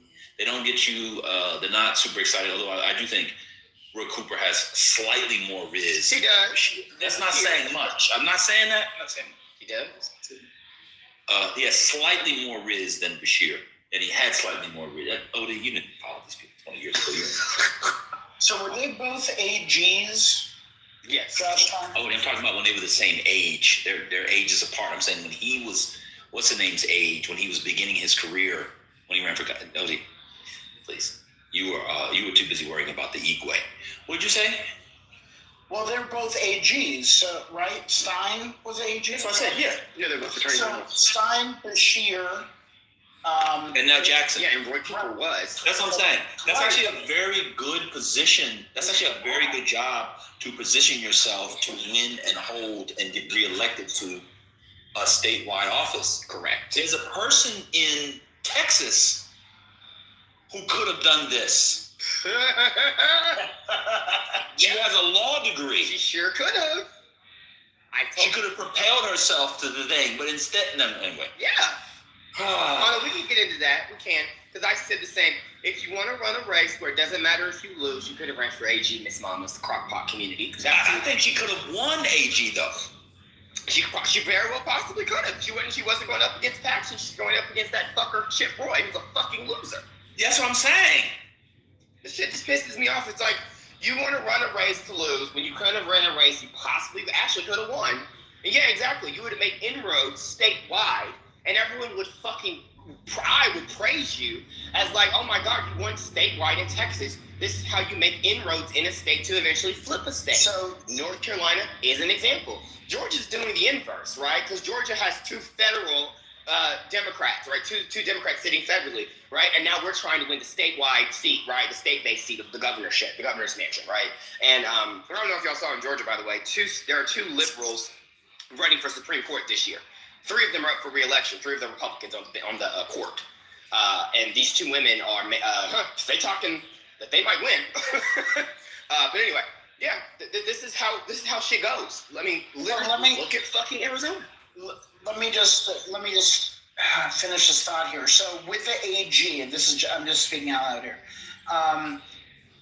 Is it easier to get elected as a Democratic AG in, a purple state, a red state, whatever, because you're A, a known quantity, but B, the things that you're fighting for as AG is for the people, let's say against corporations polluting, or Erin Brockovich shit, or whatever it is, and people of all stripes like that. And therefore you gain the credibility, and therefore you're credible when you go to the governor's mansion, or at least in the race. Is this why this can happen? It's viewed as quote unquote.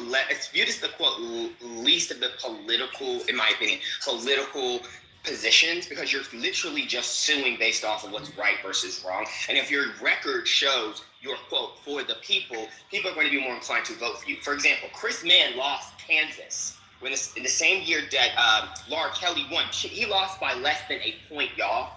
He lost by like 40,000 votes, 20,000 votes, something abysmal. And he's running again this year to be AG. He's a Democrat. And he was just a regular old fucking attorney. I think he might have been actually an ADA. But yes, I think if you've shown you can be, if you're district attorney, for example, that's an elected, you run for that. And if you've shown you're fighting on behalf of your community, people are going to not necessarily care as much about the D or R beside your name, right? Look, and so I actually think there are two roles that are important for ascending statewide. And it depends on if your state has it, the Secretary of State and the AG. Those two to me, because back in the day, Secretary of State was the one where if you were Secretary of State specifically in Arizona, you knew you were trying to be governor next. Katie Hobbs, right? She was Secretary of State and then ascended. This year, they've created a lieutenant governor position in office in Arizona, by the way. So that's going to change up a lot of the dynamics, the norms. But yeah, Secretary of State and AG are very important roles, and they will sometimes elect the person that's just best for the job, and they will make it just less partisan. Those jobs are supposed to be less partisan. I think wasn't also, and I know it was a long time ago, but wasn't Ann Richards Secretary of State before she became governor? I don't know, but I can use your Google machine, Spiritus. What's wrong with you? No, but I'm just messing with you. But I do want to follow before we lose that point. That is actually a key point what Matt just said. You will get, and this is true. So I have no data on this.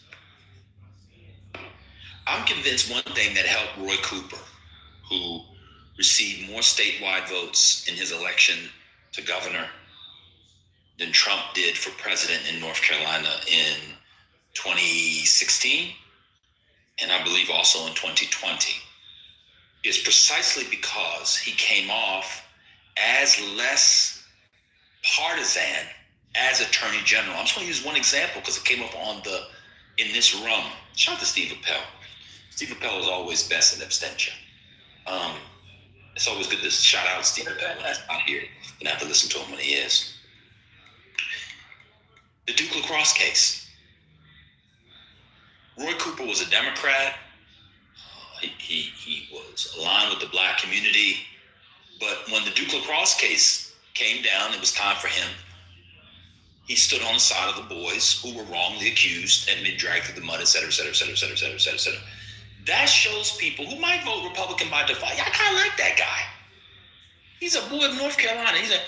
Those roles, to Matt's point, those are the kinds of roles that when you are in R+3 to D+3 environments, regardless of the part of the national partisan swing, the national partisan climate, it helps you get votes. I don't have any data on this. I just know it to be true. I'm not going to pull up anybody's paper.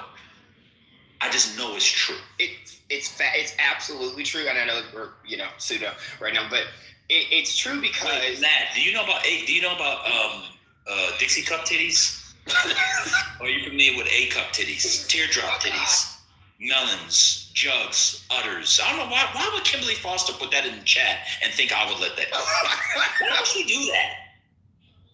Go ahead, Matt. Do you think? That's fake. But Rob Sand is a prime example of this, guys, right? He's state auditor of fucking Iowa, the only Democrat to have a seat statewide. And he is now the favorite to be governor of Iowa this fucking fall. That's you, right? And he's running a race. He's like, I'm not it's not about left versus right. I forgot the rest of his little motto. He's been posting it all over social media. He's genius. Here in a role that has nothing to do with partisanship, right? State auditor. You're looking for fucking fraud. He found a bunch of fraud from Kim fucking Reynolds, by the way. I don't know if y'all saw that. Relating to Medicaid. But basically, he's running a quote-unquote moderate centrist, if you want to call it that, campaign. Focused not on politics or partisanship, but just on getting shit done. What's called prairie populism. That's something Turk is also doing. And he's the favorite to win the fucking race. Like Katie Hobbs, Secretary of State, ran a very, quote, centrist, moderate campaign. She was the Secretary of State, became governor, and is about to be reelected. You know what I'm saying? This is how you win in these red states. And, you know, I hate that Georgia, I don't want to get into this because y'all are going to call me a coon. Actually, I'm not going to go into Georgia.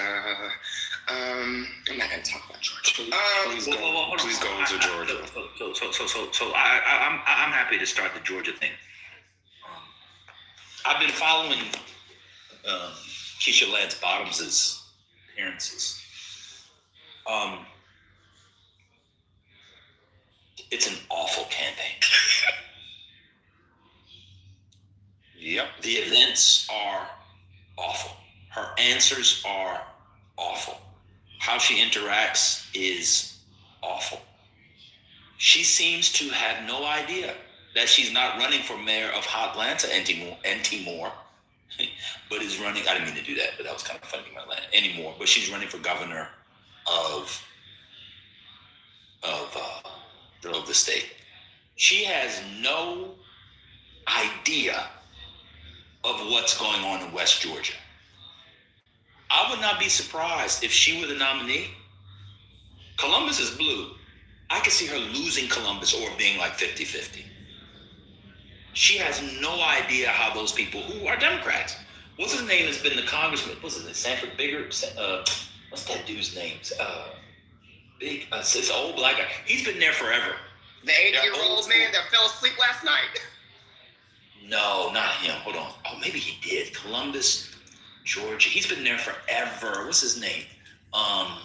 Bishop. Yeah, Sanford Bishop. Sanford Bishop.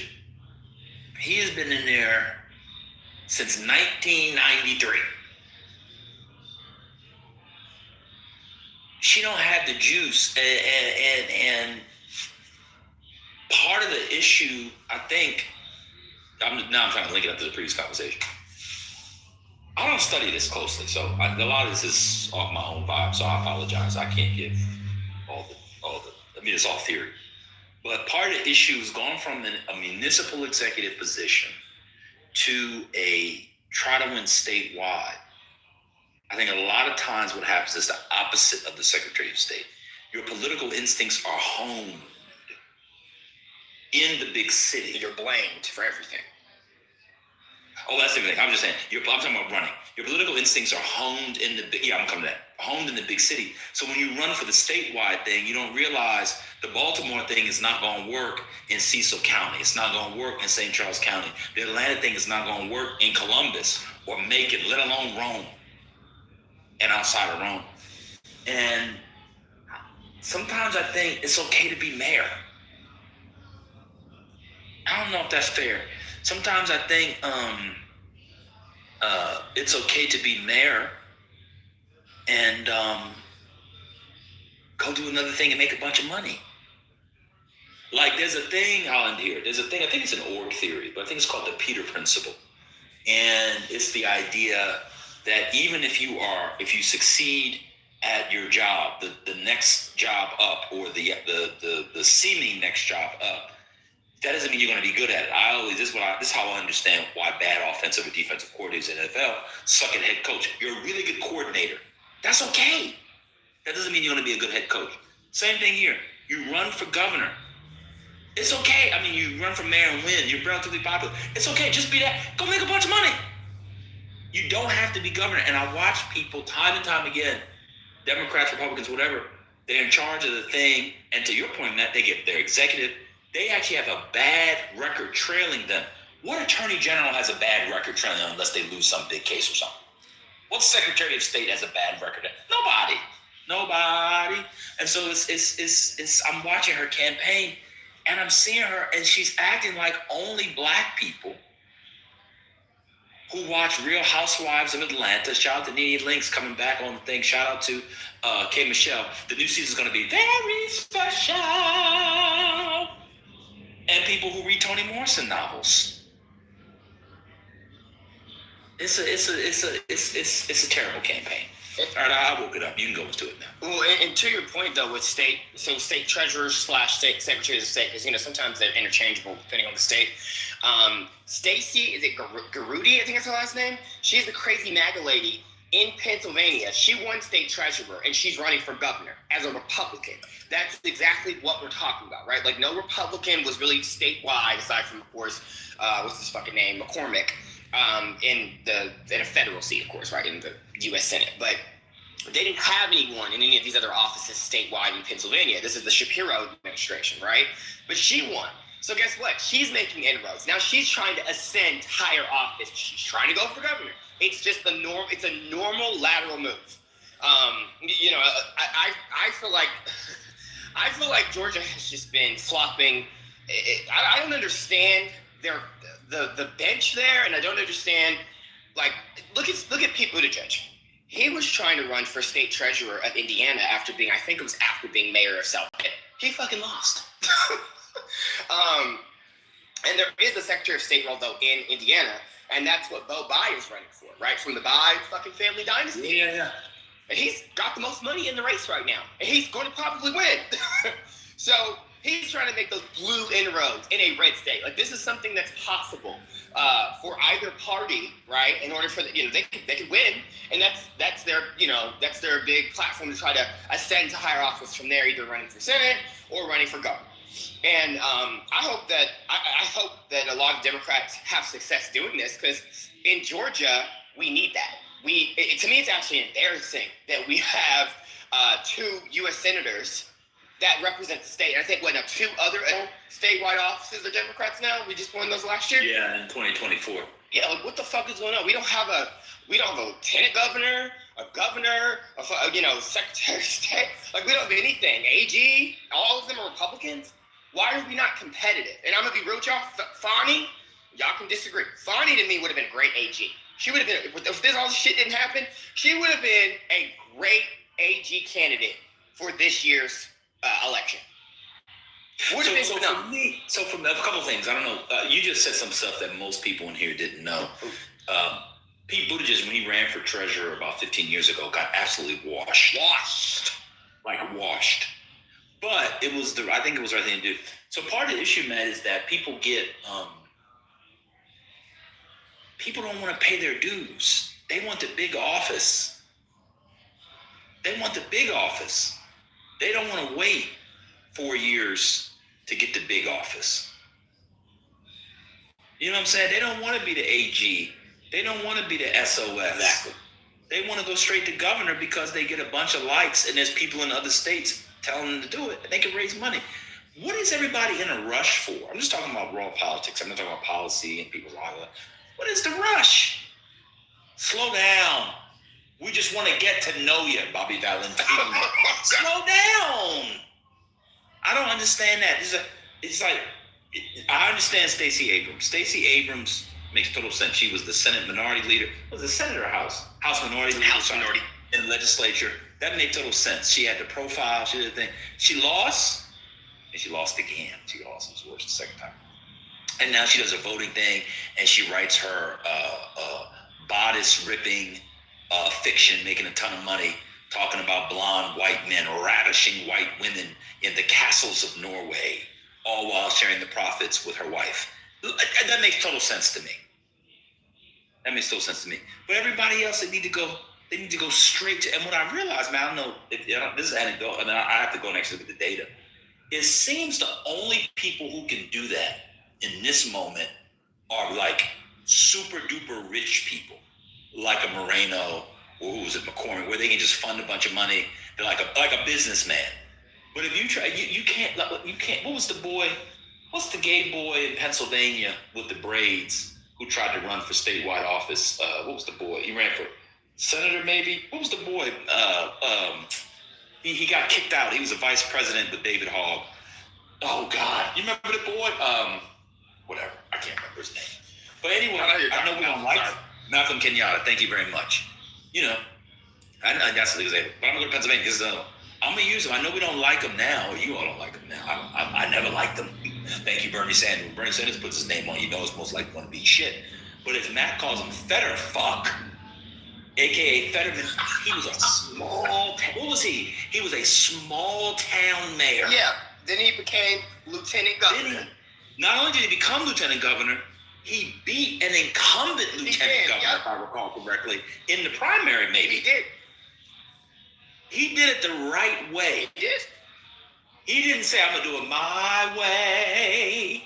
Shout to Usher. My way. Shout to Usher. He did it the right, and then he goes from there, and then he fools all of you to make him seem like he's a progressive. He gets Bernie Sanders, and everybody said, oh, Conor Lamb is the corporate centrist so-and-so, and here we are. I still haven't accepted apologies on Conor Lamb and Fetterfuck, because anybody who knows who knew what was going on. But anyway, I was going to say, he did it the right way. I don't understand why people are in such a rush. I don't get it. Arguably, Jason Estevez is doing it the wrong way. Because he was a state senator. He resigned from office after winning re-election in 24 and was like, I'm going for governor. I get why. You're in Metro Atlanta. People like you. You have a lot of connections. It's still a long shot to me. Fuck Jeff Duncan. I don't consider him a Democrat. KLB, same thing. You're man. Their bench sucks so much that I guess some of them are like, do I just risk it and go for governor instead of go for one of these other offices to build it up? Because to me, it's like this. Jason Carter or Lucy McBath, those were the two in my strongest candidates for governor. Yeah, the black woman. Her. Yes. She would have been a fabulous candidate. She's popular in the district. Republicans tried to gerrymander her anyway out of her seat. She still won. She has that sob story we all love, so I'm not trying to dismiss it by saying sob story, but it is. She's a guns rights advocate. The people love her and still believe she's going to protect and defend gun rights, even though she wants gun control. Like, she's a smart, savvy woman.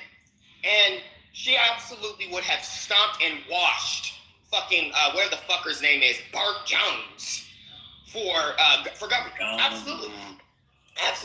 And also, of course, we know Jason would have too. But both of their spouses have cancer. So it's kind of like, okay, now you got to do what you got to do. Now you got to pick some wild card folks. You know what I mean? Don't nobody give a fuck about, what's that black man's name? The old Michael, is it Thurman? What's the old ass black name? Michael Thurman, yeah, Michael Thurman. Yeah. The county executive. Sit your old ass down. You were 80 years old. Please stop. Let me. Oh, Jess, did you want to get in on the Georgia stuff? I want to throw out a little theory, like you were saying, why is people feel like there's they can just jump to the governor's seat. I guess I try to use the example of, I think they believe they're one-offs. I use Alabama for an example. Their senator right now is Tommy Tuberville, the former coach at Auburn, I think Florida. Yeah, so it's him, he literally just jumped, he moved from Florida, jumped into politics in Alabama, and became senator on his first go around, and now he's about to take the governor's seat. I believe everybody thinks they can do that, and they can't. And, so it's in Georgia, so now they see that, finally, that the governor's seat is about to become open. They just think it's fair game, and it really is. But also, to your point, I think a lot of people need a little bit more time to cook and just jump. Yeah, you just can't just jump straight up into the office thinking that just because you got Metro Atlanta, you're going to get the state. It doesn't work like that at all. And no shade to Alabama, but a fucking a white board with the word Republican written on it could have won Senate in Alabama. But well, hold on. I want to say what I'm going to say, but let me respond to what you just said. I think how can I put it? I think I both agree with Just and slightly disagree, because in a strange way, Auburn football coach is like being Secretary of State. Because you know what I mean? They knew him. He won a national championship, didn't he? Yeah, I think he did. Yeah, won a national championship. But let me, because I had to look while you were doing that. Let me say this. I looked it up, and this is what's so frustrating about Democrats in cities. Does anybody know who Brian Kemp was? I mean, you all know. What was he before he became governor? Secretary of State. You know what he was before that? No. He was in the Senate. Yeah. The state Senate. He quite literally did the thing. Because we know when he was Secretary of State and he was counting his own votes, I don't know how that's legal, but whatever. And then before that, He represented Gwinnett County and other counties. He was in the state senate. He quite literally did the thing. Right? The thing that I find frustrating, and this is why, this is where Matt and I disagree. I don't know, I never told you about this. I don't know if he'll ever run. But before I tell you what I disagree on, it's really not germane. So I'll just finish up here. The problem is that the Democrats are so clustered in their cities, they don't understand the states. And so what the Democrats need to, Janice, no, the Secretary of State is, he wasn't Secretary, he was the football coach, is Tuberville. What's the name of the football coach? Democrats need to find a way to run black Democrats who are not from the cities. They exist. They exist. I want a Democrat, if I were in Georgia, y'all ain't nobody in Augusta. Ain't no Democrat in Savannah. Now I know the whole, I gotta get money. And I get it. But coming out of Atlanta, ain't it? It ain't it. Man, you put the one, Wisconsin, was that Waukesha, whatever the counties are. Yep. Like, you gotta find ways of getting Democrats, if you're gonna run black people who are Democrats, who don't come from those areas. This is why, I mean, it's all due respect. Another reason why I don't think Jasmine Crockett can win. Thank you. There is resentment in those outside of the states, outside of the cities and other parts of the state for particular people that come out of particular areas. And people just think, oh, well, I've been the big fish, the big prize. I'm coming out of Atlanta. Atlanta is different than the state. You could run somebody from Savannah probably and be better. Yeah, because I would argue that it would actually be easier for them to get Atlanta coming from these other areas as opposed to them coming from Atlanta and having to go out. So I don't know why they haven't thought of it. From Athens. Fuck it. Yeah, you can go Athens. Yeah, I think, it's a bit of a shithole now, but the Democrats should, and this I blame Sanford Bishop, they should have been, now we're really in the deep, Georgia, I apologize, people from Georgia. There should have been blacks from West Georgia who can speak to the urban concerns and urban stuff, city stuff in Savannah, but obviously Atlanta, etc., that came out of Columbus. If you spend any time in Columbus is a city. It's got a lot of people in and around Columbus. Columbus is also country as fuck, and around it is super country. And I'm talking from Columbus all the way over to Phoenix City, which is Alabama. If you ever spend any time in Columbus, Georgia, you spend time. You actually are a Georgia-Banian. You spend a lot of time in Alabama. When I go there, I go get Phoenix City barbecue. I go to Phoenix City for barbecue. You see what I'm saying? So I don't know why the Democrats do that. This is why I'm mad. I don't want to change the conversation. But unless something magical happens, this will be an issue for Mayor Scott. He is very, very Baltimore. Oh, you're talking about him. Yeah, I agree with Very Baltimore. I feel like he should run for a House seat. That's my opinion. Like what's the one that we talked about? Elijah Cummings' house. Yes, he should have a lot. He should have that. As soon as Kwesi Nfume retires, yes, you should hand it over to Brandon Scott. Nobody can run against him. He should walk right in there. Yep. That should be that. Jasmine Crockett that fucking seat. That's exactly what should happen. I still think eventually one day he could go for governor, but I think he should take the baby steps. If he does that, that's what I'm saying. If he does that, yes, but he can't go from not mayor. The black mayor of Baltimore to become governor. Was it O'Malley? Did O'Malley become governor, Odie? No. Yeah, it was O'Malley. Yeah, O'Malley became governor, and before that, it was the great, late, and not too closeted, but we didn't talk about it back then, William Donald Schaefer. This is some old Maryland politics. You know what they have in common? White. These are white mayors of Baltimore. They're white. Kurt Schmoke didn't become governor. Brandon Scott's not going to become, right out of it. Won't become governor right out of it. Kathy Pugh didn't become governor. Stephanie Rawlings Blank didn't become governor. What's the other lady? I'm missing one more. Oh God. Hugh. Oh God, I see her face. Sheila Dixon didn't become governor. Yeah, no, Carcetti. Yeah, Carcetti became the mayor. He was the mayor. He ran for president. Martin O'Malley. Yes, he was mayor of Baltimore. And then he was the governor of Maryland. The white guys can do that. The black guys can't do that. The black guys. That's true. Crocketerian privilege. I mean, I think, the House seat should be his next move. I mean, he's running for re-election. He's running for re-election. Yeah, he already won. He won. Okay, so he's in his last term. He'll probably chill, wait for old boy to either retire or die in office. No shade. No. He should the Democrats should push him out. Kwesi Mfume is only there as a placeholder. That was Kwesi Mfume's seat before Elijah Cummings. Very true. I mean, then push his ass out and put old Brandon in. Put young buck Brandon, and then there we go. I like that. No, I like that plan. You know what I like about that seat? It's interesting. Is Odie here? He's in the audience. Odie, you know that. Odie, correct me if I'm saying anything wrong, because I'm messing. What I love about that seat is it's not Maryland 10. I can't remember what it. What I love about that seat is people think like Donald Trump in his first term. It's just Baltimore. It's actually not. No, it's not. It's more than. It's got some Baltimore, but it also has Baltimore County, and it has rural areas in it. Yep. That seat, it's a crazy seat. It's got suburbs. It's got wealthy areas, like around where McDonough School. Well, I ain't going to Maryland. Nobody cares about that. It's got, I think, Randallstown, I think, is in there. Odie, correct me if I'm wrong. I think Randallstown is in there, so it's got like suburbs, working class, middle class, blacks, working class, middle class, white people, Hispanics. It's got Baltimore City, I think parts of West Baltimore for sure.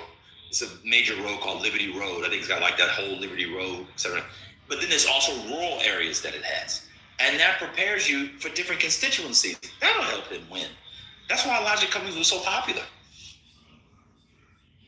Anyway, we're really in the weeds now. People probably want to talk about Trump, so we should let the people. No, because they can't have rooms that are like this where I'm not cussing people out or dragging them, or other people aren't talking about Trump for more than a few minutes. That's what they want to do. They want to drag. They want to cuss. That's why I cuss so much, because I know that's their entertainment. That's what they feed off of. So but when we actually are normal people. Oh, I see. So you give them the latte minstrel show. Yes. Then for a minute so we can talk. Yes. This is all this strategy. I'm surprised you're just finding this out, man. I didn't know. This is all an act. He was feeding them a latte. He was feeding them a gay minstrel show, like seals being fed fish. A gay hood rat Southside from Chicago with some mocha sauce. Yes. Oh, you didn't know Jamal's a part of the latte community? He is. Yeah. He's my God. He is my brother in Latte Christ. You know how you can tell? He can put a sentence together, and he's a black. Correct. I mean, but they need the ghetto Southside Chicago mat. They need the hood rat shit for their, the cortisol levels. But, like Monica's on stage, so I presume in about 15 minutes, because she started typing in the chat. She's been on stage for the last 20 minutes. She's finally started typing in the chat. So we're getting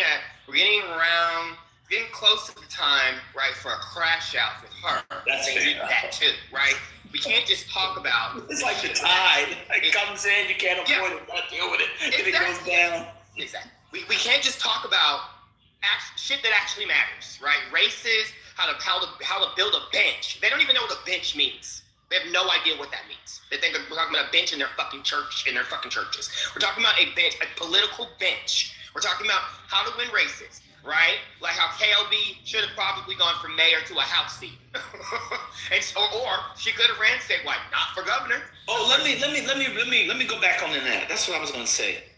Why does KLB? This is so strange to me. Why does she want to be in any office? I don't know. So this is an issue with black politics generally. And if I wrote about black politics, like contemporary black politics and politicians, this is something I would be really fascinated. And I would interview people to try to understand. One thing is I'm going to use a sports thing. So people know sports, right? Maybe not you, Matt Goliath, but the others do, including the Lebediqua. We have a sports Lebediqua room outside of. Oh my God. Well, you do steroids and creatine, so you may be Oh my God. let's stay on creatine. So anyway, what really the steroids? But anyway, so there's a thing in football called the Rooney Rule, and it is their version of affirmative action, and it is largely in terms of placing non-whites, in terms of diversifying the coaching and general manager ranks. It has been a failure from a numerical standpoint. It oftentimes devolves and degrades itself into tokenism, and it doesn't work right. However, what it should do, if it were smart, is use the Rooney Rule to help to create a pipeline, or what you're calling a bench, at the assistant coach levels. And the thing that I find frustrating about head coaches and GMs and people who are very, very talented, who happen to be Negro and want to be in charge, they think by dint of being Negro and wanting to be in charge and having some qualifications, they should automatically be in charge. No, you got to get on the pipeline, and you got to get on the bench and work your way down the bench before you get called. And with Keisha Lance Bottoms, what I find so strange about her, well, that's the first thing. I hope that makes sense. The second thing is she would want to be governor.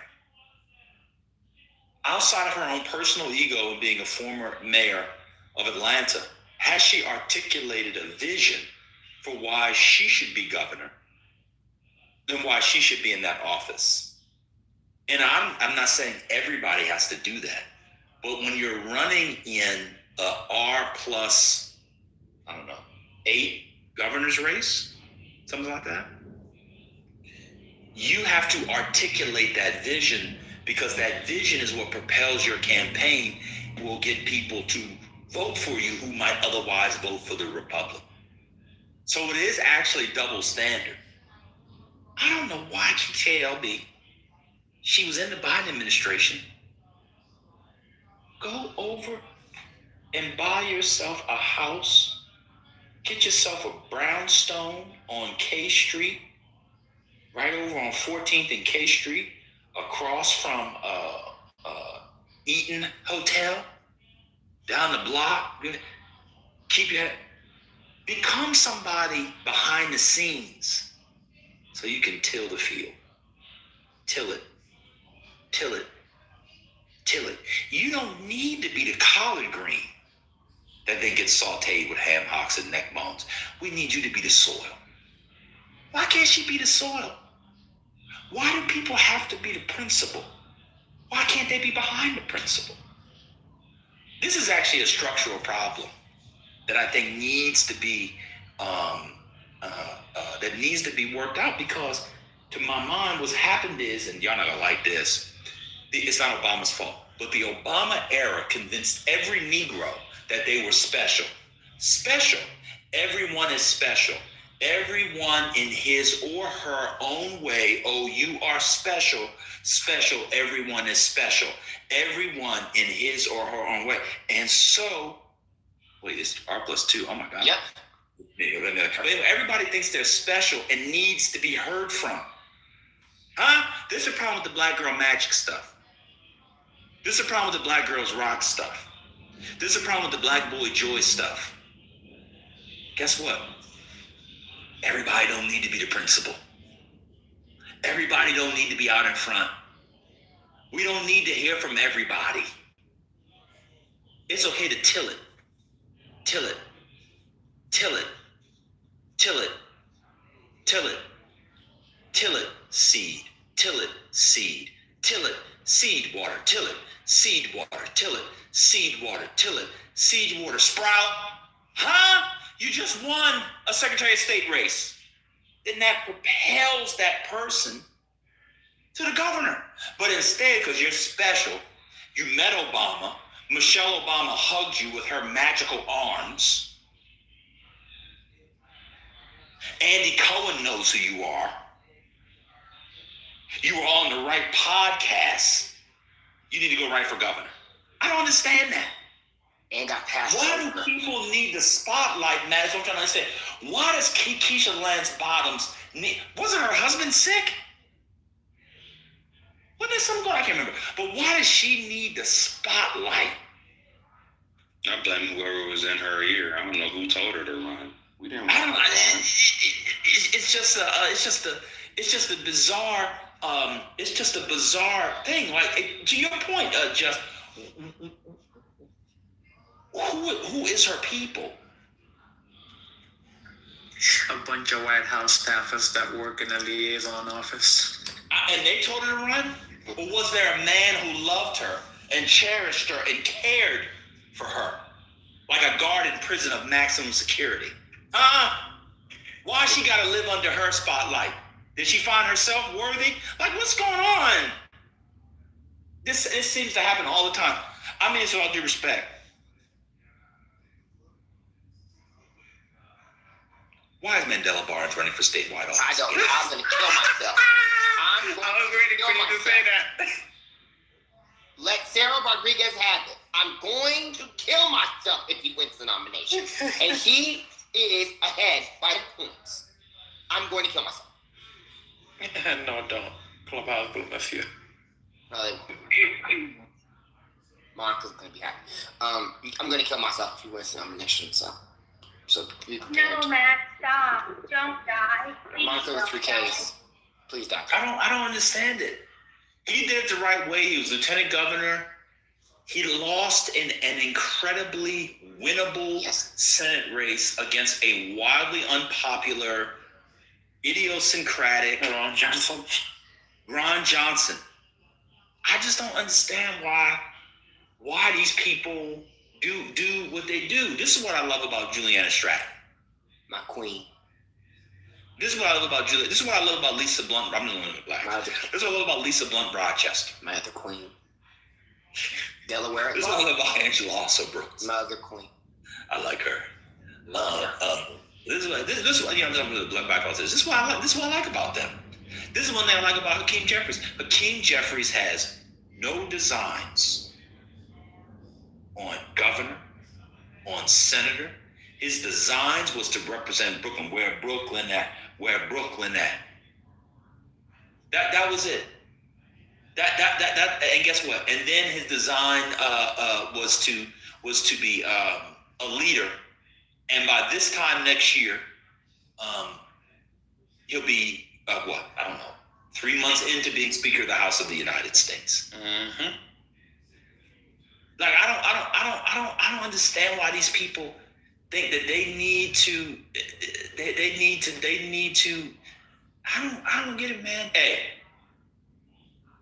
it's very, very strong to me.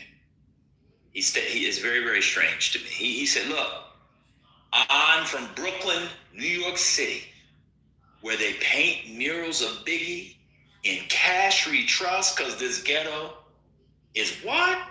Is fat. You must look lifelike pretty." And he knew it. He said, "Y'all in Manhattan, y'all making it. Y'all run for governor. We in Brooklyn, we keep on taking it. Shout out the Black Star. 1, 2, 3.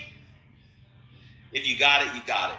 If you didn't, you're not a black man between the ages of 30 and 60.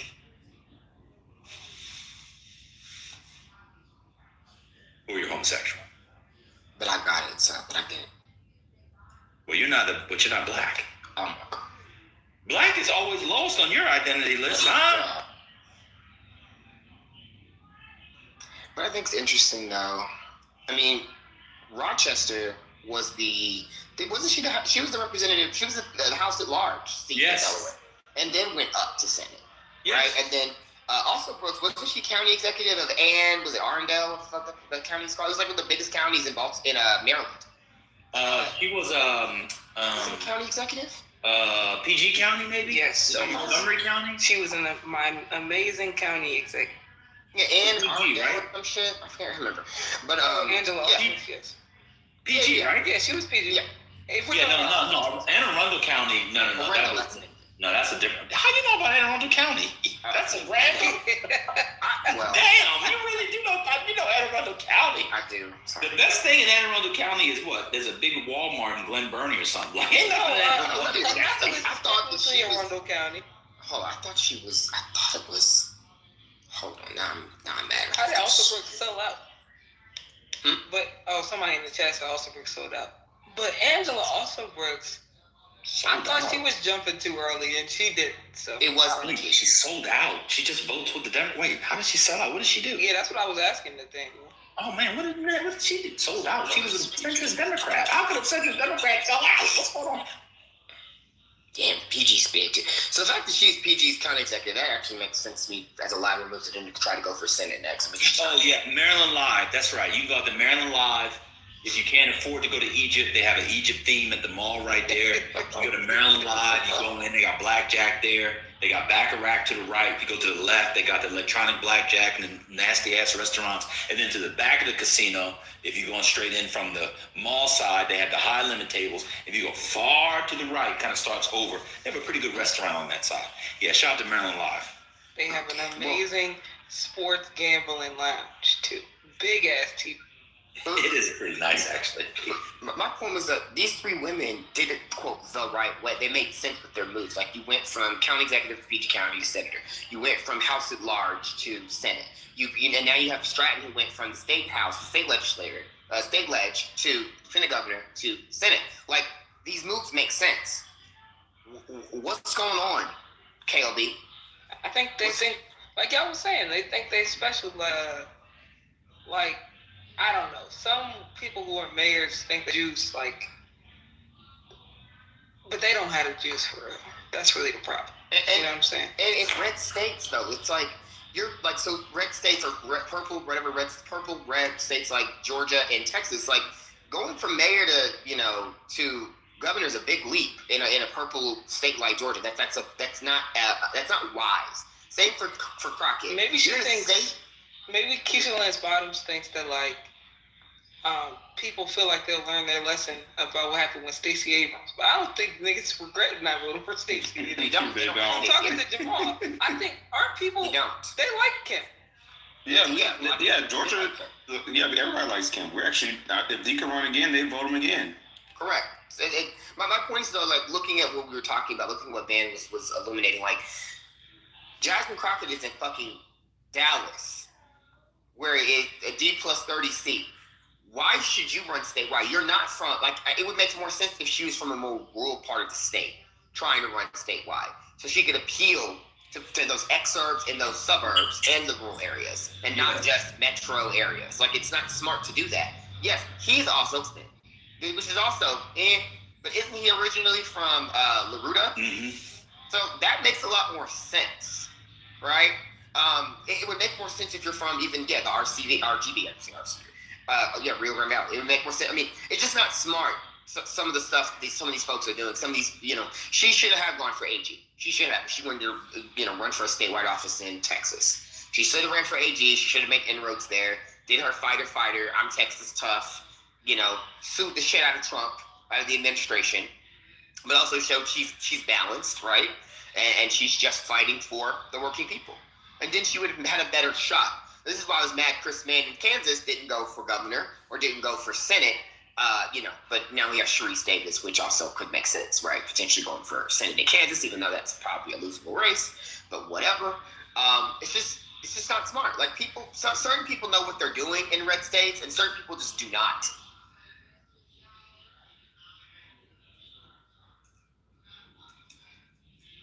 Let me ask you another thing. So I saw, did you see when Dalim and Valerie Fouché were on a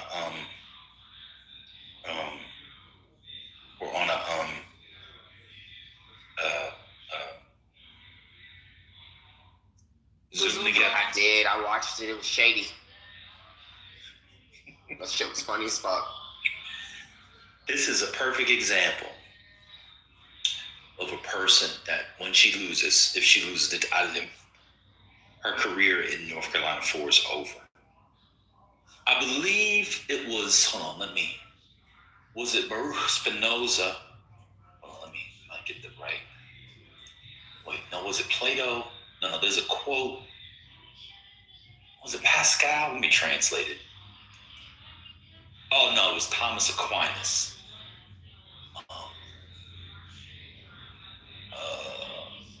I'll say it in the Latin. Ius comis, I'll just do this translation. If you come at the king, you best not miss. Huh? What is Nina Island doing? Valerie Fouché would have been gone in the next cycle. You could have just waited. You could have supported her. You could have been her main POC supporter. It's right there waiting for you.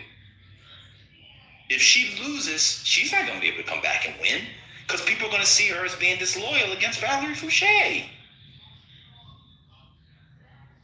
And you see Valerie Fouché is not, she's pissed that this lady ran against her. I have breaking news if you want it for Illinois. Yes, you got to do it. Oh my God. We might have hope. There's a new PPP poll that shows that Juliana Stratton is now only 2 points behind Krishnamurthy, 29-27.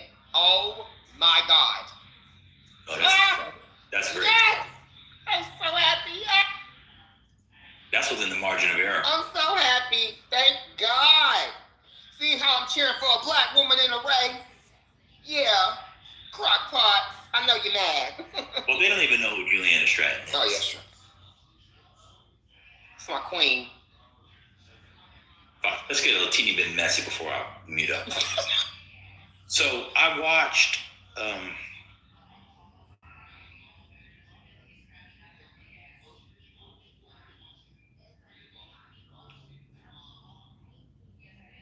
Too Raw and Too Real.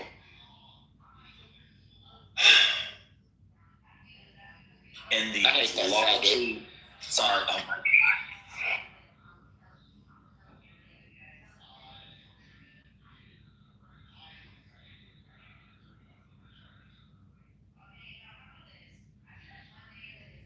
Okay. I didn't want to be too close to that. Okay.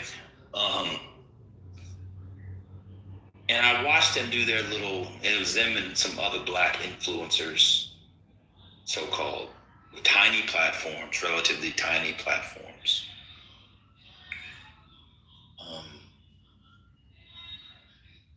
How can I put it? They have no idea what they're doing.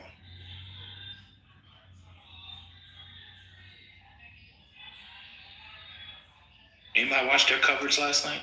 Anybody watch them online yesterday? Mm-hmm. Awful. Wait, who? I'm sorry, I just got back. These are like some of the black influencers that the DNC is paying or not paying. They were at the CBC Pack House, CBC Pack House, or whatever it was called. You know, my girl Taylor Coleman was there, who I really do like Taylor Coleman. I don't know why I like her so much, but it was so disappointing. And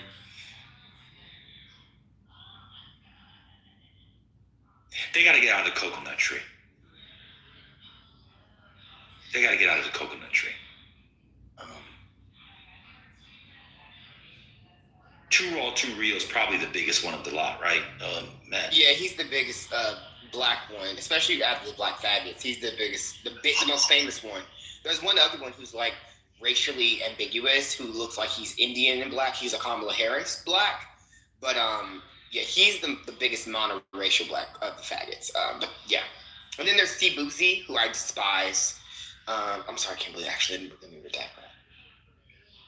Thank you. But I listened to them. They are so out of touch with this political moment. It's insane to me. I can't believe young people, I can't believe how out of touch they are. The Democrats, and because the Democrats give them money, they don't know that they're out of touch. These people, I'm older than these people. And I hate to say it, Taylor Coleman's from Texas. Texas Democrats are responsible for where we are in the country. Correct. I'm done speaking. I'm sorry. There were a Maryland politics conversation that started in the chat. I just think Nathaniel and Bullish if y'all are just misogynists and you want to reduce what Angela also Brooks did to being a woman empowerment person who locks up niggas for hitting their girlfriends, that's fine. But if you want to come on the stage and actually engage and say what she did or didn't do that you agree with or disagree with, then we can have the conversation. But I think it's very misogynistic because she had a past in working in domestic violence prevention as a assistant attorney general in the state, for you to reduce all the work she's done to that. That's very misogynistic. That's what you said. You said all she did was lock up niggas for hitting their girlfriends and do woman empowerment. She beat a 3-term representative. They don't even. Wealthy, like a rich, wealthy motherfucker who self-funded over $60-something million in his race. She beat him! Yeah, that was wild. Fuck you, whoever's talking shit about her. You're dumb. You don't know politics. You're retarded, and I'm going to use the word because I like it. You're retarded, you're slow, and you're ignorant. Stay mad. Ben, after what you said about Texas Democrats, where does that leave Florida Democrats? Well, they're non-existent. But the reason why Texas Democrats matter is because they now have a national. What is it? It ebbs and flows. You become dominant, then you. What's the phrase? You're ascendant, dominant, then you recede. There was it 13 of them. They're always in the national news. What they're doing. There are major cities. The biggest southern cities. They represent the biggest southern cities.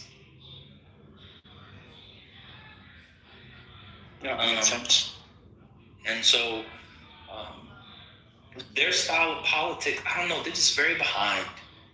And I don't know where Too Wrong, Too Real is, but Taylor, I like Taylor, I like when she's on her little bus and everything. I don't know. A lot of this will be cleared up by this time next week or not. Next week is going to be a mess. It's like nigga barbershop talk about politics. It's not real talk. But I do the firm I used to work with in Maryland, the one regret I have, I never got to work with Angela Brooks because the CEO of my firm was supposed to be meeting with her about working for her campaign, and he became smitten. And then he wanted to date her. So we never got to work with her. Then he kept trying to take her out on a date. I was like, how was the meeting? Oh, she's phenomenal. Now he's trying to date her. It was really terrible. Black men need to... I don't know. Sorry, I may be responding to the chat on stage. Go ahead, Ben. He said black men need to focus. I don't know. He was supposed to be meeting with Angela Brooks, all this stuff. And the next thing you know, I'm like, what happened to the deal? Oh, they're going to lunch. I'm like, lunch, nigga? What you doing? Oh, she was state's attorney for PG County. I looked it up. She was state's attorney for PG County for several years. Yeah, That's what I'm talking about. This is what I'm talking about. See, Ben? People don't want to. What do you got to do? I told you. You got to do what? Till it. Yep. Till it. Till it. Seed. Till it. Seed. Till it. Seed water. Till it. Seed water. Till it. Seed water. Sprout. Oh, Angela Brooks is now the PG County executive. Cool. Till it. Seed water. Till it. Seed water. Till it. Seed water. Sprout. Bush. Yep. Till it. Seed water. Till it. Seed water. Till it. Seed water. Till it. Seed water. Sprout. Bush. Harvest. Senator. Oh. She'll be there for life. But now motherfuckers want to just go out to the backyard, don't put any work, and expect the watermelon to be out there already. Correct. And she'll have that job for life. She'll have that seat till the day she dies. That's facts. To the day. We Marylanders, we love our single female senators. We had the great late, when I tell you great, I mean, God, I wish she was around in the Trump era. You want somebody. Her name was Barbara Mikulski. Y'all too young to know about Barbara Mikulski. Oh, wow. She was about 2'8". Yes. She was a force. She'd have been up in that ass. It's just funny though that these people don't believe in. It's just stupid to me how these people have so many problems with us discussing black women, how black women can get to higher office, how to build a bench where black women are prominent, yet we're the misogynoirists, right? We're telling folks how these black women, who some of you like, some of you dislike, where we know we need more representation for them in Congress, for them in particular states, right, governor's mansion, etc. We're explaining a strategy on how you get Amelia Sykes, y'all know I talk about her all the fucking time, on how you get an Amelia Sykes to run statewide in Ohio, on how you get a Lauren Underwood, eventually maybe to replace Duckworth to become senator of Illinois, how Juliana Stratton, who I'm fucking working with right now, thankfully, I'm a creator for Stratton, sure am, on how you get her senator. We're talking about pathways, how to build pathways. We're talking about stuff that makes actual sense. And because you don't like a couple of things they either voted on or did in the past, fuck them to you guys. It's just bizarre to me. Do y'all not want a strong bench of black women or black men either? They're even worse. Yeah, you don't even talk about black men for statewide office, especially. It's not even. They're not even. It's not even in the cards. Yeah, it's not. It's not even in the cards. It's bad. I mean, Aaron Ford in Nevada, I'm happy for him. AG running for governor. We'll see if he beats Dumbardo. I don't know. It's a toss-up. It's a coin toss. The AG, Lieutenant Governor that Pritzker just put up, Pritzker's, Pritzker will never leave that seat. I don't think he's for president and he'll lose the primary. But that young buck, governor that he just selected, the young black man, he ain't gonna be the fucking governor of Illinois. Y'all know that. J.B. Pritzker is going to sit in that seat probably for the next decade plus. Then you got in PA, what's the black man who's lieutenant governor under Josh Shapiro? That guy. I don't remember his name. I've been saying, I think, and I got yelled at and I got things thrown at me, he or Summer Lee should run statewide against Fetterfuck in the primary in 28. That's what I said. Everyone's like, no, he shouldn't. No, he shouldn't. They don't want to see him ascend in Pennsylvania, where a bunch of niggas live, right? But unfortunately, in Wisconsin, we might have our only hope in Mandela Barnes. That might be our only shot. He's a fucking idiot. So, yeah, black men are down. No shot. No shot. The Latina, white woman, Sarah Rodriguez, is going to hopefully beat Wait, who'd you say should run against Fetterman? Who'd you say? Summer Lee, who I love, and I know you don't like her, or maybe you don't like her. I love her now. I love her so much. She gave the Progressive Working Families Party a response to Trump's bullshit State of the Union. I loved it. I love her so much. And then the young black man, I don't think, he's the current lieutenant governor of Pennsylvania. Oh, yeah. Wait, Connor Lamb? Oh, Connor Lamb's going to run. But I'm sure. Oh, you mean the blacks? The blacks. I'm just talking about the niggas. The niggas. So I would love either Summer Lee to go for it, or she can wait for Dave McCormick. Also, I'm cool with whatever. But I'm cool if she wants to say, you know what? I just got to Congress. I'm gonna get some shit done. Unlike AOC, who's gonna run for Senate, I'm gonna get some shit done and actually have legislation like my girl Lauren Underwood actually has under her belt, like my girl Amelia Sykes has under her belt. I'm actually get some shit done. Right? So when I run statewide, I have shit to tell because I'm a black woman and it will be harder for me than AOC to run statewide in New York. Right? No shade, that's the fucking truth. So maybe she sits it out. But that little black boy, that's the lieutenant governor of the king of Zionism, Josh Shapiro, right? Austin Davis. Austin Davis, thank you. The white, the white Obama's lieutenant governor. White Obama's lieutenant governor, Austin Davis. I think, based on how popular Shapiro is, look at what Fetterfuck just did. Lieutenant governor of the fucking Senate. He has the path right there. But I don't think they're going to rally behind him. Because I don't know. There's an issue with certain black men running statewide for some of these people, and for Democrats in some of these states. I don't understand it. But I think Austin's fine. I mean, I follow him on social. He doesn't say anything problematic. He's just a little too low profile. And I'm going to be honest with you, one of the problems is Shapiro. Shapiro doesn't want anyone to have a bigger image than him. That's why Kamala didn't pick his ass, because he wanted to be president, basically. He wanted it to be a power-sharing ticket, not him as VP. He wanted to be co-president. And so he's not going to give Austin Davis any fucking shine so he can get enough, riz or visibility to run statewide in fucking Pennsylvania. It sucks for black men out there. It does. For black Democrats, for black men who are trying to run in even fucking, quote, purple or blue-leaning states. I think that's fucking crazy. But that's where we're at. So let me say this. So Aaron Ford is in Congress now, right? No, he's the AG of Nevada. He's the AG. Yeah, that's AG. So that goes to the earlier conversation. So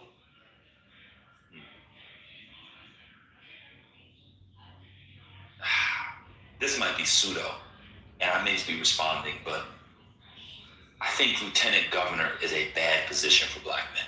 I agree.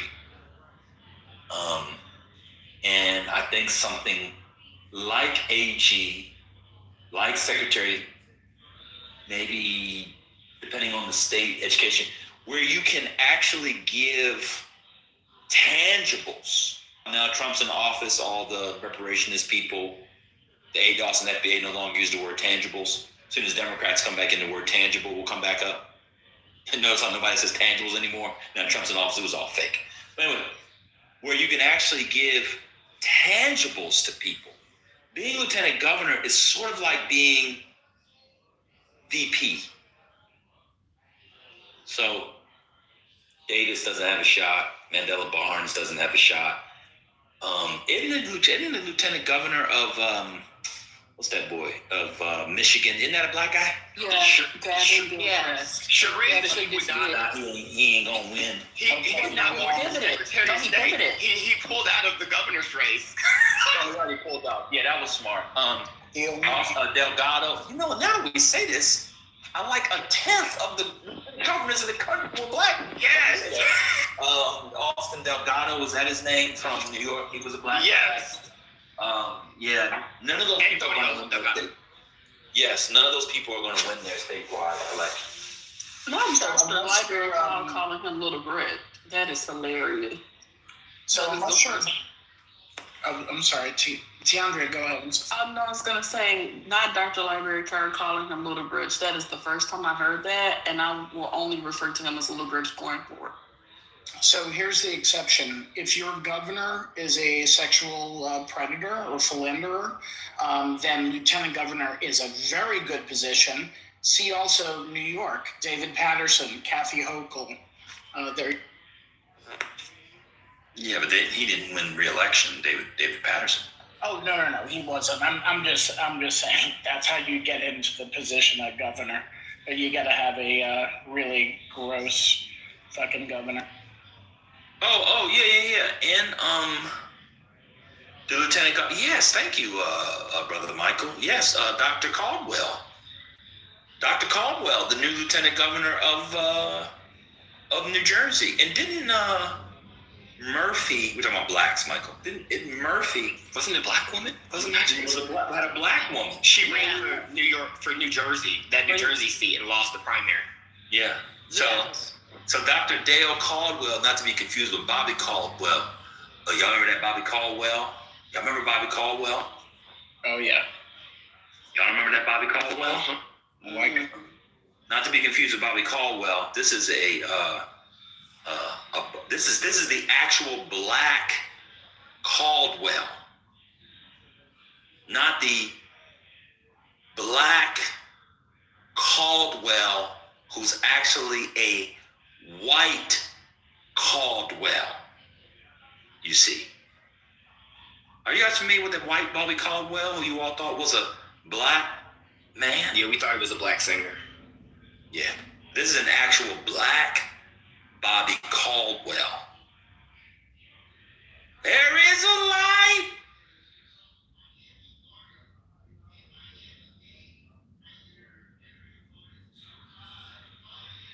This actually does suck for black men if you think about it. They become the VP, quote unquote, statewide, right, as lieutenant governor, and they literally never get to run statewide. Even some black AGs, Keith Ellison, for example, who I know a lot of people don't like to some degree, he's not getting governorship. And he probably is not going to get appointed to the Senate from Klobuchar when she wins the gubernatorial election this fall to fill her seat. Probably won't. That sucks. It's probably going to go to, Angie Craig. Because I'm thinking Flanagan wins. Flanagan also was in the governor, running for Senate, by the way, as a Native woman, will probably beat Craig. She's ahead of her in all polling. And Craig's just fucking off over her Laken Riley votes and all the other ICE shit she voted for and now is trying to pivot on. But Flanagan probably wins the Senate race this year, succeeds Tina Smith. Boom. You already know Klobuchar is a safe D. It's a safe D race now. She'll be the new governor. She'll appoint someone to fill her seat, and there'll be an election next year at the end of 27 for a full term. And so for the rest of her term. And then they have to run again, obviously, in like 2032 or some shit. But point is, Keith Ellison's not going to get picked for that. Well, so probably Steve Simon or Andy Craig.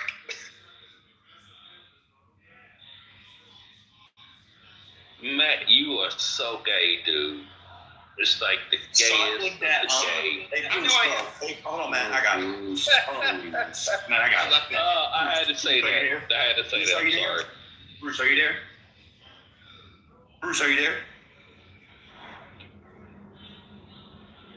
Am I supposed to be there? No, I'm not here. No, I'm just talking. That's exactly right. You're not here. Exactly. You said it exactly right. You're not here. That's exactly right. You're not here. There you go. Bruce with it. Truce with it. Let the doorknob hit you on the ass. Deuce with it. Yeah, he's gone. So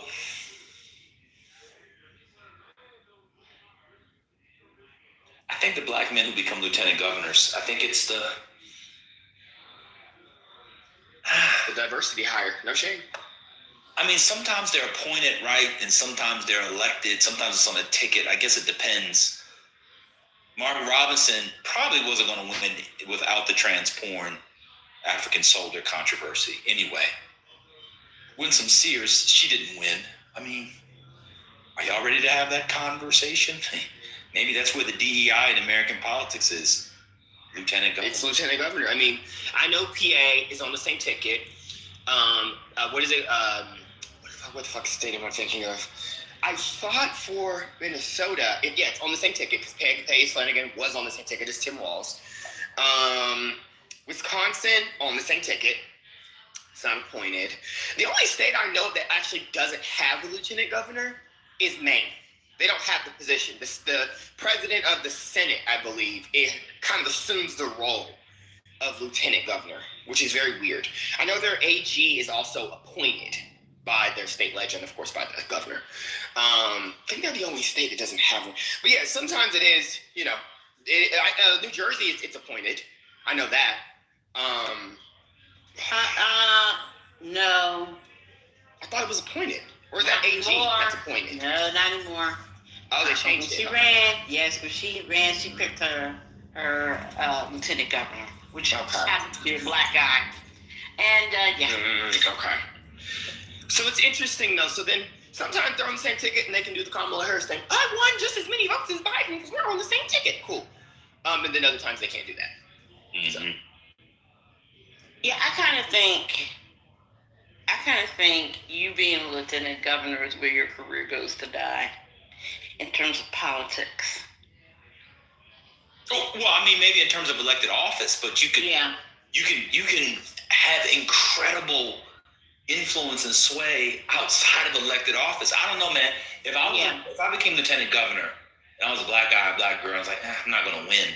Rather than run, I might set up some PAC or something. I don't know, super PAC, whatever I would do, and become like a real force in the state, whether around voting registration or get out the vote or policy or an issue. Like, there's ways you can do it. That's what I'm saying. Like, people got to be in the spotlight. I just shout out to Jennifer Hudson, but I don't understand why they do it. And then they lose, and you never hear from them again. Yes, that's exactly right.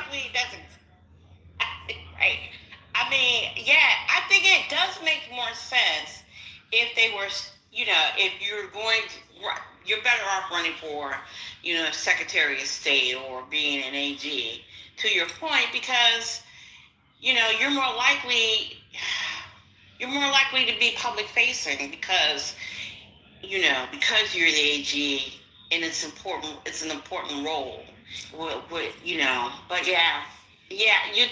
lieutenant, that is not. But look at Keith Ellison. I'm not trying to be mean, but I know he's getting passed over for either Steve Simon or Angie Craig by Klobuchar. Klobuchar, But wait a minute. But doesn't Keith Ellison have some baggage? He might. I mean, it also is the case that, you know, being an AG of a certain state in a certain moment of history puts you in the history books in ways that being the AG of that state at another time or being an AG of another state at this time doesn't. Keith Ellison's He's in a pretty good position. He's got work. He does. And, you know, he has work to do. He's going to have a lot of power to do a lot of stuff, which if he were in the Senate, yes, you get the nice ties, you're in D.C., you get the money, you get the shine of being a senator. But, you know, it works out for him. That being said, I also think he's been in the House. I think this is it for Keith Ellison. He's not that impressed. I mean, he's good. I think it's good. I think he had this job for life. People like him. He's beloved in Minnesota. He lived in Minnesota, be at home. I think he's fine. Did he express interest, Matt, in wanting to be appointed? Yeah, so he had expressed interest originally in governor. So that was the big thing. He was saying that him and Steve Simon, that were both hinting that I'm going to run for governor if Tim Walz backs out, right? Then Klobuchar kind of cleared the field. And then people asked him, well, would you be interested in running for Senate? And he said no comment. And then said that Steve Simon, he didn't respond for comment at all. So it's kind of clear they're both open to it. But I agree with you. You know, it might be done for him. This might be a wrap. I think, though, that since this is a new election year, maybe he says, you know, I'm running for re-election, sure, but I'm open to pivoting. And then I think the deputy lieutenant governor succeeds them in becoming the AG. I think that's the law in Minnesota. I don't know who the deputy AG is in Minnesota, but I think it's a white woman. She would then succeed him and become the AG after the election. I have a good trivia question for you. The only lieutenant governor to become U.S. president. Oh, hold on. That would be Roosevelt, wouldn't it? Nope. Let's see. Hold on. Oh, which one? It makes sense too. You give us an era? What kind of trivia people are you guys? Just think about it for more than 30 seconds. Yeah.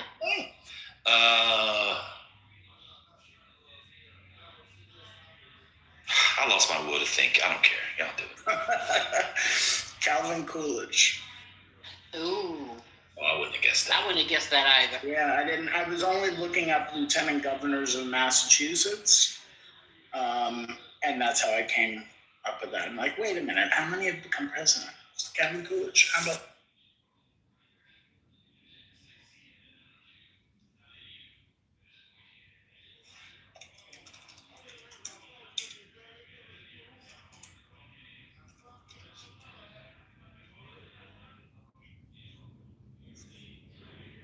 I was going through former governors, and then I was like, Coolidge was governor of who? Of what? Not New York. Massachusetts. Yeah. Oh, that's why. Oh, that now explains something. Okay, there's this Massachusetts Politico who I used to follow real heavy, and he was always into Coolidge, and now I see why he was into Coolidge because he was Massachusetts. That guy never had the career he should have had. Well, Coolidge is an interesting fellow. He is. Yeah, he really is. He really was.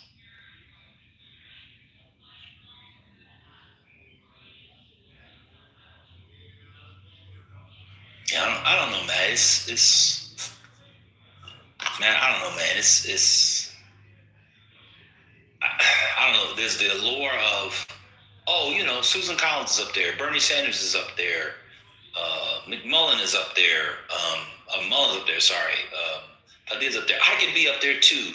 So people just see themselves and project themselves as one of the 535, really one of the 100, or one of the 50, that is senator or governor. I can do that too. Well, yeah, we all can do that part.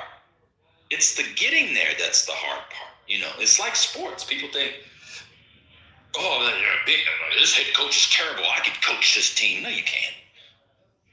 No, you can't. Now, they might be bad at it, but you wouldn't be able to get there to be bad at it. You're worse. And I just don't know why people, they want to be the principal. I mean, does Keystone Spotter really want to be governor? I don't get that feeling when I watch our campaign events. So, I don't know. But I think we've exhausted the topic now. Maybe other people want to talk about Robert De Niro crying and how that was really important. And Robert De Niro crying is going to bring the end of the Trump era. And do that. Oh, I think I missed all of that. I didn't watch any of this stuff last night. I missed the crying part. Crying for what? Why would he crying? You know what? Never mind. I don't even care. I don't care why he's crying. Yeah, it's kind of it doesn't matter what the reason is.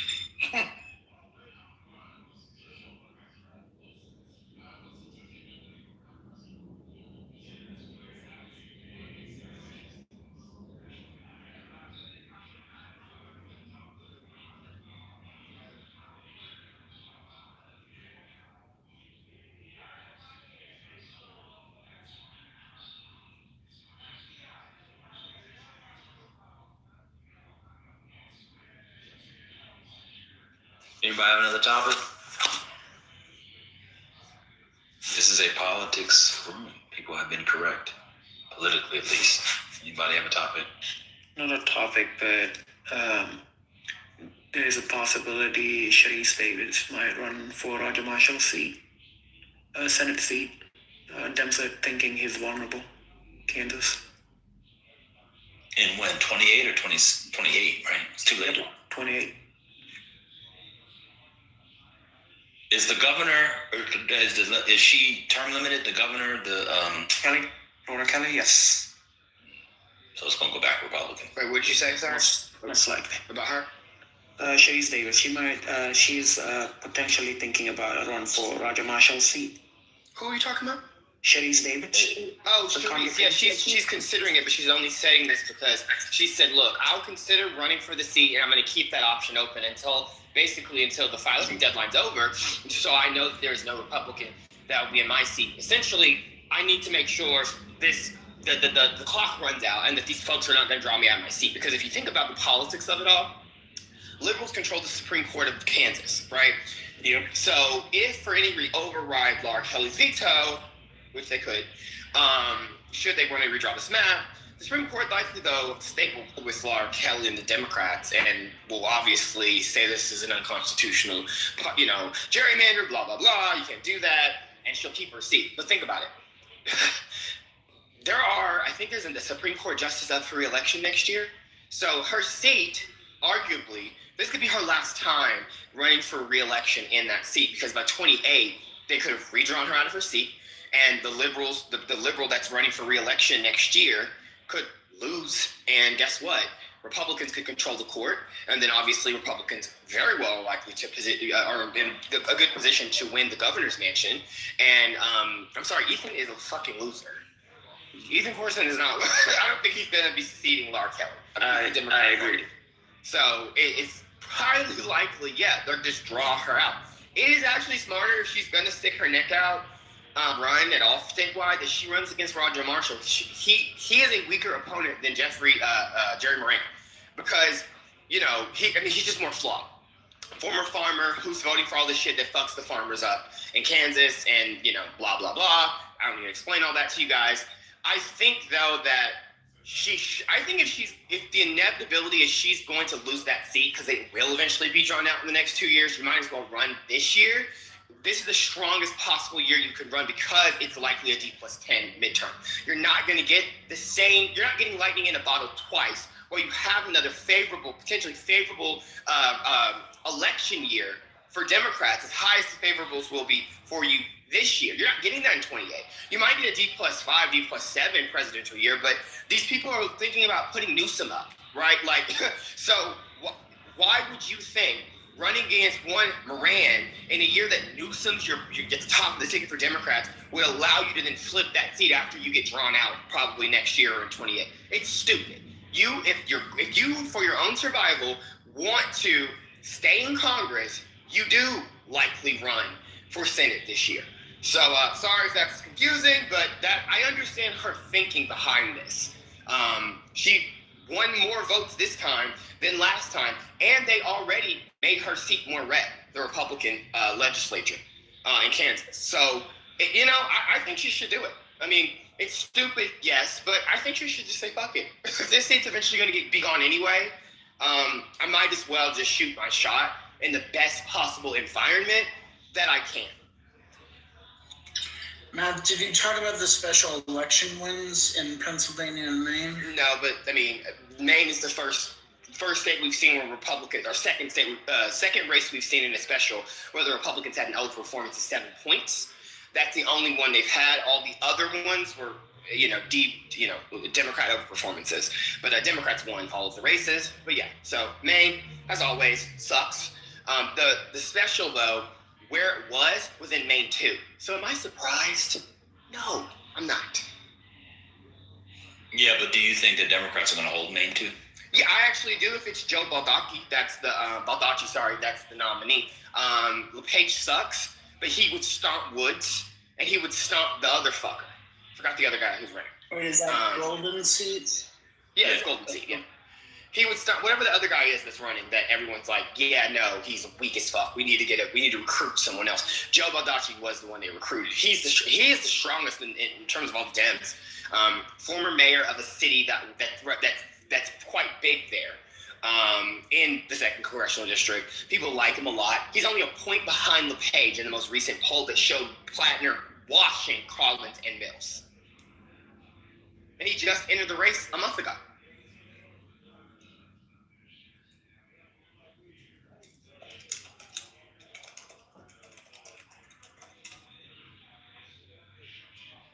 But anyway, back to Kansas. Sharice Davis is smart for doing what she's doing, for touring Topeka and Wichita and all the little places in Kansas. She's very, very smart to do this. And it does make sense for her own survival. Because also, y'all, the VRA, was it Gallegos? That decision, I mean, it's probably going to be June. That's when they like to make their most consequential decisions. And then it'll be too late, sure, for them to do a partisan redraw and, all that shit. But a lot of these lone Democrats in red states are going to be a thing of the past. Cleo is going to lose his seat in Louisiana. Or is that Mississippi? No, it's Louisiana. What's the other Democrat that's in Louisiana? He's going to lose his seat too. Yeah. He's the one that has the ties to New Orleans. Is he a mayor? Wasn't he a mayor there? I can't remember. Yeah, so if she's going to run, this is the year to run.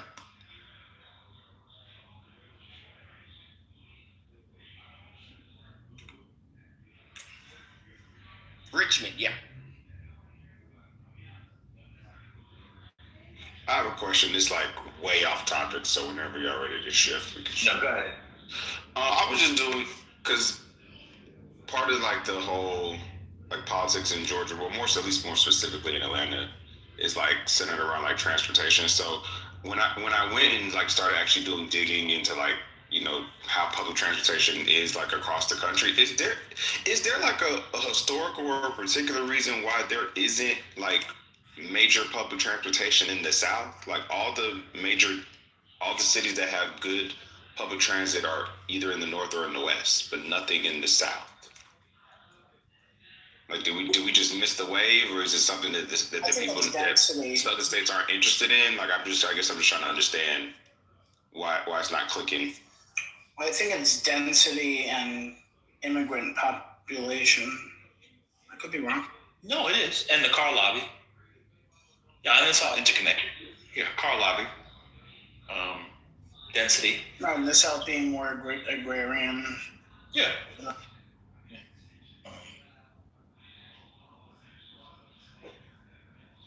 But it's not like some Southerners didn't think about that.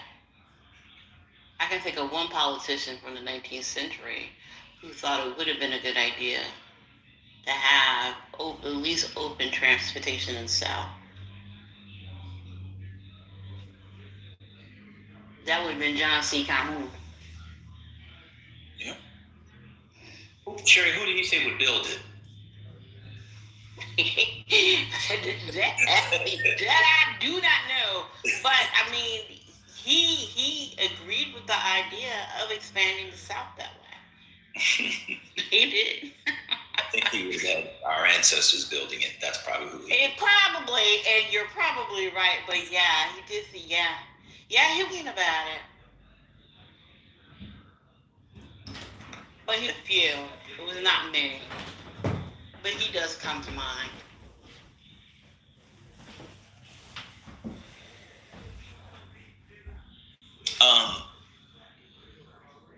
Anything else, Just? Did you want to talk more on it? Did you have a particular thing to dig in on it? Well, not necessarily particular. I guess it was more so.